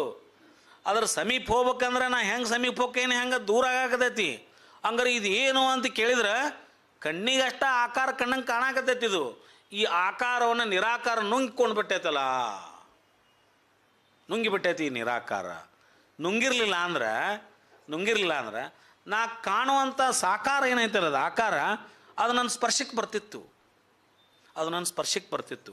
ನಾ ಅದರ ಸಮೀಪ ಹೋಗಿದ್ರೆ ಅದು ದೂರ ಸರ್ದಂಗೆ ಹಾಕಿರಲಿಲ್ಲ, ಅದ್ರ ಸಮೀಪಕ್ಕೆ ಹೋಗ್ತಿದ್ದೆ. ಆದ್ರೆ ನನ್ನ ಕಣ್ಣಿಗೆ ಕಾಣಾಕತೈತಿ, ಅದು ಆಕಾರ ರೂಪದೊಳಗೆ ಐತಿ. ಆದ್ರೆ ನನ್ನ ಕಣ್ಣಿಗೆ ಕಂಡ್ರೂ ಅದು ನನ್ನ ಕೈಗೆ ಹತ್ತುವಲ್ದು. ಅದ್ರ ಸಮೀಪ ನಾ ಹೋದಂಗೆ ದೂರ ಆಗತೈತೆ. ಅಂದ್ರೆ ಆಕಾರವನ್ನು ಈ ನಿರಾಕಾರ ನುಂಗಿ ಹಾಕಿಬಿಟ್ಟೈತಲ್ಲ ಅನ್ನುವಂಥ ಸ್ಥಿತಿಗೆ ಅವರು ಬಂದರು, ಅಂಥ ನಿಲುವಿಗೆ ಅವರು ಬಂದರು. ಬಯಲ ಸಮಾಧಿಯಲ್ಲಿ ಸಿಲುಕಿತ್ತು ನೋಡ. ಎಂಥ ಸಮಾಧಿ ಅದಂತಂದ್ರೆ, ಸಮಾಧಿ ಅಂದ್ರೆ ಸಾಕಾರ, ಬಯಲಂದ್ರೆ ನಿರಾಕಾರ. ಇಲ್ಲಿ ಹೇಳಿಬಿಟ್ರು, ಬಯಲ ಸಮಾಧಿಯಲ್ಲಿ ಸಿಲುಕಿತ್ತು ನೋಡ. ಅನಿಮಿಷ ಯೋಗಿ ಅಂಗವು ಸಾಕಾರವಾದರು. ಅಂಗ ಲಿಂಗ ಯೋಗದಿಂದ ಆ ಅಂಗವೆಲ್ಲವೂ ಲಿಂಗವೇ ಆವರಿಸಿ ಸ್ವಯಂ ಲಿಂಗವೇ ಆಗಿದೆ. ಹೀಗಾಗಿ ಅಂಗಗುಣ ಒಳಿದ ಬಳಿಕ ಬಯಲ ಸಮಾಧಿಯಲ್ಲಿ ಬೆರೆತು ಹೋದಂಥ ಸ್ಥಿತಿಯನ್ನು ಕಂಡು ಪ್ರಭುದೇವರು ಆಶ್ಚರ್ಯ ವ್ಯಕ್ತಪಡಿಸ್ತಾರೆ. ಅವರ ದರ್ಶನ ಮಾತ್ರದಿಂದ, ಅವರ ದರ್ಶನ ಆದ ತಕ್ಷಣ ಅವ್ರಿಗೆ ಎಂಥ ಆನಂದ ಆತಂದ್ರೆ ಅಮೃತ ಆಹಾರವಾಯಿತು. ಅವ್ರ ಆಹಾರ ಎಂಥದ್ದಾಗಿತ್ತಂದ್ರೆ ನಾವು ತಗೊಳ್ಳೋಂಥ ಆಹಾರ ಅಲ್ಲ, ಸ್ವತಃ ಅಮೃತನೇ ನಾ ಸವಿದಂಥ ಸ್ಥಿತಿಯೊಳಗೆ ಅಮೃತವನ್ನು ಸವಿದಾಗ ನನಗೆ ಎಂಥ ರುಚಿ ಇತ್ತಲ್ಲ, ಆ ರುಚಿಯ ಭಾವ ನನಗೆ ಈ ಅನಿಮಿಷ ಯೋಗಿಗಳನ್ನು ಕಂಡಾಗ ಆಯಿತು ಅಂತಕ್ಕಂಥ ಒಂದು ವಿಚಾರವನ್ನು ಈ ವಚನದ ಮೂಲಕ ನಮಗೆ ಪ್ರಭುದೇವರು ಕೊಡ್ತಾರೆ. ಮುಂದೆ ಇಷ್ಟೆಲ್ಲ ಅವ್ರನ್ನ ಕೊಂಡಾಡಿದ ಮೇಲೆ ಪ್ರಭುದೇವರು ಮುಂದೆ ಮತ್ತೆ ನೋಡ್ರಿ ಅವ್ರ ಹಂತಗಳು ಹೆಂಗೆ ಬರ್ತಾವೆ. ಗೊಗ್ಗಯ್ಯವ್ರು ಅಲ್ಲೇ ಅದಾರ, ಗೊಗ್ಗಯ್ಯವ್ರ ಜೋಡಿ ಮಾತಾಡಕತ್ತಿಲ್ಲ ಅವರು. ಇದು ಸ್ವಗತದಲ್ಲಿ ನಡೆದತ್ತಿದೆಲ್ಲ, ಇದು ಸ್ವಗತದಲ್ಲೇ ತಾವೇ ಅನ್ಕೊಳಕತ್ತಾರೆ. ಇದನ್ನು ಮೊದಲು ಅವ್ರು ನೋಡಿದ್ರೆ ಅವ್ರಿಗೆ ಏನು ಅನ್ನಿಸ್ತು, ಇವರೇ ನಮ್ಮ ಗುರುಗಳು ಅಂದ್ಕೊಂಡ್ರು. ಆಮೇಲೆ ಅವ್ರನ್ನ ಕೊಂಡಾಡಿದರು, ಇವ್ರು ಇಂಥ ಸ್ಥಿತಿ ಅಂತ ಕೊಂಡಾಡಿದರು. ಬಾಜು ಗೊಗ್ಗಯ್ಯ ಇರ್ಬೋದಲ್ಲೇ ತೋರ್ಸ್ಯಾರ ಅವರು, ಗೊಗ್ಗಯ್ಯ ಶರಣರು ಅದಾರಲ್ಲೇ. ಗೊಗ್ಗಯ್ಯವ್ರ ಜೋಡಿ ಮಾತಾಡಕತ್ತಿಲ್ಲ ಅವ್ರು. ಅದನ್ನು ಗೊಗ್ಗಯ್ಯವ್ರಿಗೆ ನಿರ್ದೇಶನ ಮಾಡಿ ಅವ್ರ ಗುರುಗಳನ್ನ ಹೇಳಕತ್ತಿಲ್ಲ. ಗುರುಗಳನ್ನು ನೋಡ್ಯಾರ, ನೋಡಿದ ತಕ್ಷಣ ಅವರು ಅಂತರಂಗದಲ್ಲಿ ಬಂದಂಥದ್ದನ್ನು ಸ್ವಗತ ರೂಪದಲ್ಲಿ ಹೇಳಾಕತ್ತಾರ. ಅದನ್ನು ಅವರು ಸಾಕ್ಷೀಭೂತವಾಗಿ ಗೊಗ್ಗಯ್ಯನವ್ರು ಇರ್ಬೋದು, ಇರಲಿಕ್ಕಿಲ್ಲ ಅಲ್ಲೇ, ಅಥವಾ ಅವ್ರನ್ನ ತೋರಿಸಿ ಅವ್ರು ಗೊಗ್ಗಯ್ಯನವ್ರು ಹೊಳ್ಳಿ ತೋಟದ ಕೆಲಸ ಮಾಡಕ್ಕೆ ಕುಂತಿರ್ಬೋದು. ಅಲ್ಲೇ ಆ ಪ್ರಸಂಗಗಳನ್ನು ನಾವು ಊಹೆ ಮಾಡ್ಕೋಬೇಕೀಗ. ಇಲ್ಲಿ ಇಂತು ಪ್ರಭುದೇವರು ಅನಿಮಿಷ ದೇವರ ಮೂರ್ತಿಯನ್ನು ಕೊಂಡಾಡಿ, ಈ ರೀತಿ ಅವ್ರನ್ನ ಕೊಂಡಾಡಿದ ಮೇಲೆ ಈ ಶ್ರೀ ಗುರುವಿನ ಕೈಯಲ್ಲಿ ಉಪದೇಶವ ಪಡೆದೆನೆಂದರೆ ಮತ್ತಲೇ ಆಲೋಚನೆ ಬಂತವ್ರಿಗೆ. ಇಂಥ ಗುರುಗಳು ಸಿಕ್ಕಾರ ಅಂದಮೇಲೆ ಅವ್ರನ್ನೆಲ್ಲ ಕೊಂಡಾಡಿದ ಮೇಲೆ ಈ ಶ್ರೀ ಗುರುವಿನ ಕೈಯಲ್ಲಿ ಉಪದೇಶವ ಪಡೆದೆನೆಂದರೆ ಈ ಮಹಾತ್ಮನು ತಾನಿದಿರೆಂಬುದೇನೋ ಅರಿಯನು. ನಿಶ್ಶಬ್ದ ವೇದಿಸಿ ಮುಗ್ಧನಾಗಿರ್ದಹನಾಗಿ ಇದರಿಟ್ಟು ಉಪದೇಶವ ಮಾಡುವನಲ್ಲ. ಎನಗೆ ನಾನೇ ಗುರು ಉಪದೇಶವ ಪಡೆಯಬೇಕೆಂದು ನಿಶ್ಚಯಿಸಿದ ಪ್ರಸ್ತಾವದ ವಚನ. ಇಷ್ಟಾದ ಮೇಲೆ ಪ್ರಭುದೇವರು ಏನು ವಿಚಾರ ಮಾಡ್ತಾರೆ ಅಂದರೆ, ಅನಿಮಿಷ ಯೋಗಿಗಳನ್ನು ನೋಡಿ ಹಿಡ್ಯಾಕೆ ಹೊಕ್ಕಾರ, ಸಮೀಪಕ್ಕೆ ಬರವಲ್ರು, ಮಾತಾಡ್ಸಕ್ಕೆ ಹೊಕ್ಕಾರ, ಕೇಳವಲ್ರು, ಇವ್ರ ಮಾತು ಅವ್ರಿಗೆ ಕೇಳವಲ್ದು, ಏನೂ ಆಗವಲ್ದಲ್ಲ. ಅವಾಗ ಅವ್ರು ತಮ್ಮೊಳಗೆ ತಾವು ಒಂದು ನಿರ್ಣಯ ಮಾಡ್ಕೊತಾರ. ಏನು ಮಾಡ್ಕೊತಾರಂದ್ರೆ ಅವ್ರನ್ನೆಲ್ಲ ಕೊಂಡಾಡಿದರು, ಎಲ್ಲ ಹೇಳಿದರು, ಇಂಥವ್ರು ಅಂಥವ್ರು ಅಂದರು. ಅವ್ರೇನು ಅದಕ್ಕೆ ರೆಸ್ಪಾನ್ಸ್ ಮಾಡಲಿಲ್ಲ. ಅನಿಮಿಷ ದೇವರು ಅವರೇನು ರೆಸ್ಪಾನ್ಸ್ ಮಾಡಲಿಲ್ಲ. ಸುಮ್ಮನೆ ತಮ್ಮ ಯೋಗದಳು ತಾವು ನಿಂತು ನಿಶ್ಚಲವಾಗಿದ್ದರು. ಅವರು ತಮ್ಮ ಯೋಗದಲ್ಲಿ ತಾವೇ ಇದ್ದರು. ಇಷ್ಟೆಲ್ಲ ಆದಮೇಲೆ ಪ್ರಭುದೇವರಿಗೆ ಒಂದು ಆಲೋಚನೆ ಬಂತು. ಈ ಶ್ರೀ ಗುರುವಿನ ಕೈಯಲ್ಲಿ ಉಪದೇಶ ಪಡ್ಕೋಬೇಕಂತ ನಾ ಅಂದ್ಕೊಂಡ್ರೆ ಇವ್ರ ಕಡೆಯಿಂದನೇ ನಾ ಉಪದೇಶ ತೊಗೋಬೇಕು, ಇವ್ರ ಕಡೆಯಿಂದನೇ ನಾ ಲಿಂಗ ದೀಕ್ಷೆ ಪಡ್ಕೋಬೇಕು ಅಂತ ನಾ ಎಷ್ಟು ಅಂದ್ಕೊಂಡು ಇವ್ರನ್ನ ಎಷ್ಟು ನಾನು ಕೊಂಡಾಡಿ ಹೇಳಿದ್ರು ಇವ್ರೇನು ನೋಡ್ರಿ, ಈ ಮಹಾತ್ಮನು ತಾನಿದಿರೆಂಬುದೇನೂ ಅರಿಯನೋ, ತನ್ನಿದ್ರಿಗೆ ಏನೈತೆ ಅನ್ನೋದು ಏನೂ ಅರಿವಲ್ಲ ಅಂತವ ಅನಿಮಿಷ ದೇವರು. ಇಷ್ಟೆಲ್ಲ ಇದ್ರಿಗೆ ನಿಂತು ನಾ ಹೇಳಿ ಕೇಳಿ ಎಲ್ಲ ಬಂದ್ರೂ ಏನೈತೆ ಅನ್ನೋದು ಆ ಪರಿವೇನ ಆ ಯೋಗಿಗಿಲ್ಲ. ನಾ ಎಷ್ಟು ಹೇಳಿದರೂ ಅದ್ರ ಪ್ರಯೋಜನ ಆಗವಲ್ದು ಅಂತ ಆಲೋಚನೆ ಮಾಡಿ ನಿಶ್ಶಬ್ದ ವೇದಿಸಿ ಮುಗ್ಧನಾಗಿರ್ದಹನಾಗಿ ಇದರಿಟ್ಟು ಉಪದೇಶವು ಮಾಡುವನಲ್ಲ. ಇನ್ನೇ ಇವ್ರ ಕಡೆ ಉಪದೇಶ ತೊಗೋಬೇಕಂತ ನಾ ಕುಂತೆ ಅಂದ್ರೆ ಇವ್ರ ಕಡೆಯಿಂದ ಉಪದೇಶ ತೊಗೊಳಕ್ಕೆ ಸಾಧ್ಯ ಇಲ್ಲ. ಅದಕ್ಕೊಂದು ನಿರ್ಣಯಕ್ಕೆ ಬಂದರು. ನನಗೆ ನಾನೇ ನನ್ನ ಅರಿವೇ ನನಗೆ ಗುರು ಅಲ್ಲ, ನನ್ನ ಅರಿವಿನ ಗುರು ನಿರಾಕಾರವಾಗಿದ್ದವ ಇಲ್ಲಿ ಬಂದು ಸಾಕಾರ ರೂಪದೊಳಗೆ ನಿಂತಾನ ಮುಂದೆ. ಆದ್ರೆ ಈ ಗುರು ನಾ ಎಷ್ಟು ಮಾತಾಡಿಸಿದ್ರು ಮಾತಾಡವಲ್ಲ, ನಾ ಎಷ್ಟು ಕೇಳಿದ್ರು ಕೇಳುವಲ್ಲ, ನಾ ಎಷ್ಟು ಸಮೀಪ ಅಂದರೂ ನಾ ಹಚ್ಕೋವಲ್ಲ ಅಂದಾಗ ಇನ್ನು ಭಾಳ ಇದ್ರ ಮೇಲೆ ಗುದ್ದಾಡಬಾರ್ದು. ನಾನು ಹೆಂಗೂ ನನ್ನ ಅರಿವಿನ ಗುರು ಇಲ್ಲಿ ಸಾಕಾರಕ್ಕೆ ಬಂದಾನ ಅಂದಮೇಲೆ ನನ್ನ ಅರಿವಿನ ಗುರು ನನ್ನೊಳಗೆ ಇದ್ದಿದ್ದರಿಂದ, ನನ್ನ ಅರಿವಿನ ಗುರು ನನ್ನೊಳಗೆ ಅದಾನ, ಆ ಗುರುನ ಇಲ್ಲಿ ಸಾಕಾರ ರೂಪದೊಳಗೆ ಬಂದಾನ, ಸಾಕಾರ ರೂಪರಾಗಿರ್ತಕ್ಕಂಥ ಗುರುನ ನನ್ನ ಅರಿವಿನ ಗುರುವಾಗಿ ಒಳಗದಾನ. ಅಂತ ಭಾವಿಸ್ಕೊಂಡು ನನಗೆ ನಾನೇ ಗುರು ಉಪದೇಶವ ಪಡೆಯಬೇಕೆಂದು ಇನ್ನು ಇವ್ರ ಜೋಡಿ ಕಾಯ್ಕೊಂತ ಕುಂತ್ರ ಕೆಲಸ ಆಗೋದಿಲ್ಲ ಅಂದವ್ರ ನನ್ನ ಅರಿವಿನ ಗುರು ಒಳಗದಾನ. ಆ ಗುರು ಇಲ್ಲಿ ಸಾಕಾರ ರೂಪದೊಳಗೆ ಅನಿಮಿಷ ದೇವರಾಗಿ ಬಂದು ಕುಂತಾನ. ಇನ್ನು ಹೊರಗೆ ಸಾಕಾರದೊಳಗನ ಬಹಿರಂಗದೊಳಗೆ ಉಪದೇಶ ಪಡಿಬೇಕಂತ ಪ್ರಯತ್ನ ಮಾಡಿದರೆ ಇದು ಸಾಧ್ಯ ಆಗೋಲ್ಲ ಅಂದಾಗ ಇನ್ನೇನು ಭಾಳ ವಿಚಾರ ಮಾಡೋದು ಬೇಡ. ಅದೇ ಗುರು ಒಳಗದಾನ, ನನಗೆ ಅದೇ ಗುರು ಒಳಗದಾನ. ನನ್ನೊಳಗೆ ಆ ಗುರು ಇರೋದ್ರಿಂದ ನಾನೇ ಆ ಗುರುವಾಗಿ, ನಾನೇ ಶಿಷ್ಯನಾಗಿ ನಾನು ಈ ಗುರುವಿನಿಂದ ಉಪದೇಶ ನನ್ನೊಳಗೆ ತಗೋಬೇಕಂತಕ್ಕಂಥ ನಿಶ್ಚಯವನ್ನು ಮಾಡ್ಕೊತಾರೆ. ಭಾಳ ಅದ್ಭುತವಾಗಿರ್ತಕ್ಕಂಥ ಕಲ್ಪನೆ ಇದು. ಅವಾಗ ಹೇಳ್ತಾರೆ, ನಡೆ ನುಡಿ ಇಲ್ಲದ ಗುರುವ ಕಂಡು. ಈ ಗುರುವನ್ನ ಮಾತಾಡಿಸ್ಬೇಕಂದ್ರೆ ನುಡಿವಲ್ಲ, ಎಬ್ಬಿಸ್ಬೇಕಂದ್ರೆ ಹೇಳವಲ್ಲ. ನಡೆ ನುಡಿ ಇಲ್ಲದ ಗುರುವ ಕಂಡು ಉಪದೇಶ ಪಡೆಯಲೆಂದು ಹೋದರೆ ಒಡನೆ ನುಡಿಯ ಏನು ಮಾತಾಡವಲ್ಲ ನನ್ನ ಗುರು. ಇಂಥ ಅದ್ಭುತವಾದ ಈ ಯೋಗಿಯ ಕಂಡು ಈ ಯೋಗಿ ಕಡೆಯಿಂದ ಈ ಗುರುವಿನ ಲಿಂಗಾಂಗ ಸಾಮರಸ್ಯದಲ್ಲಿ ನಿರತಾಗಿರ್ತಕ್ಕಂಥ ಗುರುವಿನ ಜೊತೆ ಈ ಗುರುವಿನಿಂದನೇ ನಾವು ಉಪದೇಶ ಪಡಿಬೇಕಂತ ಅಪೇಕ್ಷೆ ಪಟ್ಟು ಎಷ್ಟು ಪ್ರಯತ್ನ ಪಟ್ಟರು ಈ ಗುರು ಕೇಳಿಲ್ಲ ಅಂದಾಗ ಪಡ್ಯಾಕೆ ಹೋದ್ರೆ ಒಡನೆ ನುಡಿಯ ನನ್ನ ಜೋಡಿ ಮಾತಾಡವಲ್ಲ ಈ ಗುರು. ನುಡಿಸಿದರೆ ಕೇಳ, ಮಾತಾಡಿಸ್ಬೇಕಂದ್ರೂ ಮಾತಾಡವಲ್ಲ. ಕಡೆ ಮೊದಲ ಕಾರ್ಯವೆಂತಪ್ಪುದೋ ಅಯ್ಯ, ಕಡೆ ಮೊದಲ ಕಾರ್ಯವೆಂತಪ್ಪುದೋ ಅಯ್ಯ. ಮುಂದೆ ಹೇಳ್ತಾರೆ ಅವರು, ಮೂಗರ ಪ್ರಸಂಗದಂತೆ ಇದೆ ಇದು. ಇದೆಂತಾದಪ್ಪ ಅಂದ್ರೆ ಗುರುನು ಮಾತಾಡುವಲ್ಲ, ನಾನು ಮಾತಾಡುವಲ್ಲ, ಒಳಗೆ ನಡೆದು ಬಿಟ್ಟೈತಿ ಇದು ಎಲ್ಲ. ಅಲ್ಲಿರುವ ಗುರು, ಇಲ್ಲಿರುವ ಗುರು, ನನ್ನೊಳಗಿರೋ ಗುರು, ನನ್ನೊಳಗೆ ಮಾತನಾಡ್ದವು. ಇದು ಒಂದು ನಮೂನಿ ಹೆಂಗೆ ನಡೆದೈತೆ ಅಂದರೆ ಮೂಗರ ಪ್ರಸಂಗದಂತೆ ಇದೆ. ಎನ್ನೊಳಗೆ ಅರಿವಿನ ಪರಿಮಳ, ನನ್ನೊಳಗೆ ಅರಿವಿನ ಪರಿಮಳ ಐತಿ. ಹೊರಗೆ ನೋಡಿದರೆ ಮುಗ್ಧವಾಯಿತು. ನೋಡು, ಒಳಗೆ ನೋಡಿದ್ರೆ ಆ ಗುರು ನನಗೆಲ್ಲ ಹೇಳಾಕತ್ತಾನ.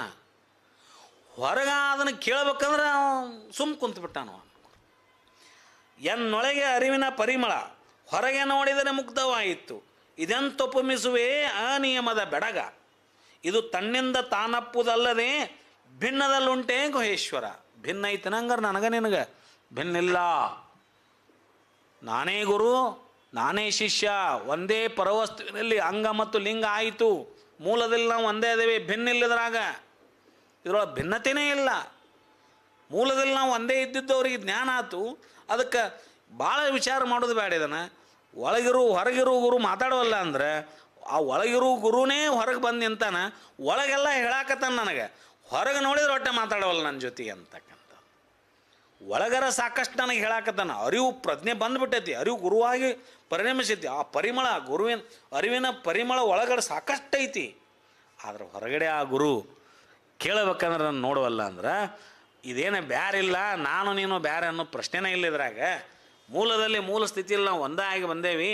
ಮುಂದೆ ಎರಡು ನಾಮ ಆತು, ಒಂದು ಅಂಗ ಅಂತ ಆತು, ಒಂದು ಲಿಂಗ ಅಂತ ಆತು. ನಿಷ್ಕಲ ಲಿಂಗದಲ್ಲಿ ಅದು ಎರಡು ಆದಾಗ ಎರಡು ಹೆಸರು ಬಂದು ಅಷ್ಟ. ಒಂದು ಅಂಗ ಅಂತ ಬಂತು, ಒಂದು ಲಿಂಗ ಅಂತ ಬಂತು, ಒಂದು ಗುರು ಅಂತ ಬಂತು, ಒಂದು ಶಿಷ್ಯ ಅಂತ ಬಂತು.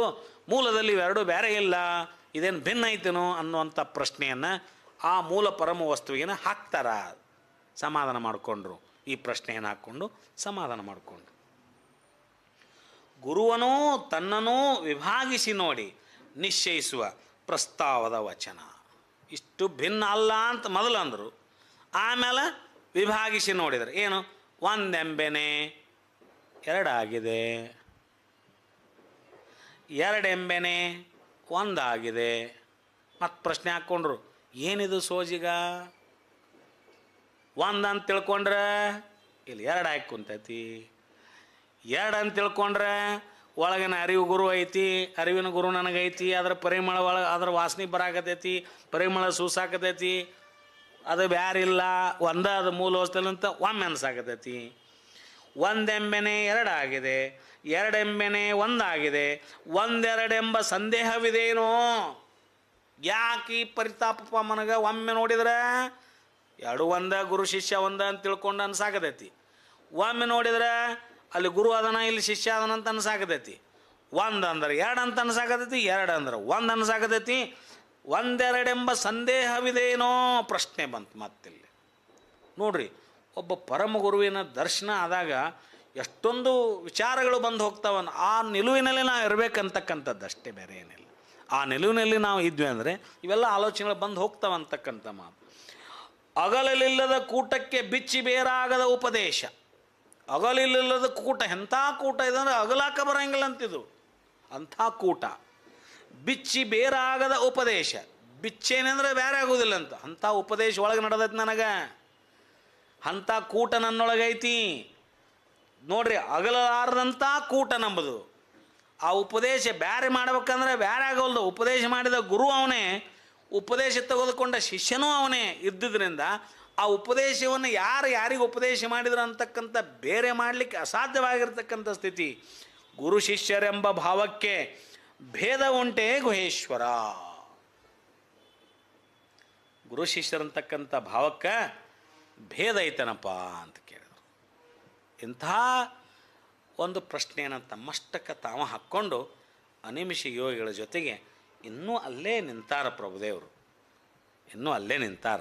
ಇಷ್ಟೆಲ್ಲ ಅವ್ರನ್ನ ನೋಡಿ ಅವ್ರನ್ನ ಕೊಂಡಾಡಿ ಆನಂತರ ನಾ ಅವರಿಂದ ಉಪದೇಶ ಪಡಿಬೇಕಂತ ಮಾಡಕ್ಕೆ ಹೋದಾಗ, ಇಚ್ಛೆ ಪಟ್ಟಾಗ ಅವ್ರು ಯಾಕೆ ಹಿಂಗಾಗದೈತಿ, ಹೆಂಗೆ ಪಡ್ಕೊಳ್ಳಿ, ಏನು ಮಾಡಲಿ ಅಂತಕ್ಕಂಥ ಆಲೋಚನೆಯಲ್ಲಿ ಇಷ್ಟೆಲ್ಲ ವಚನಗಳನ್ನು ಅವ್ರು ಹೇಳಿದರು.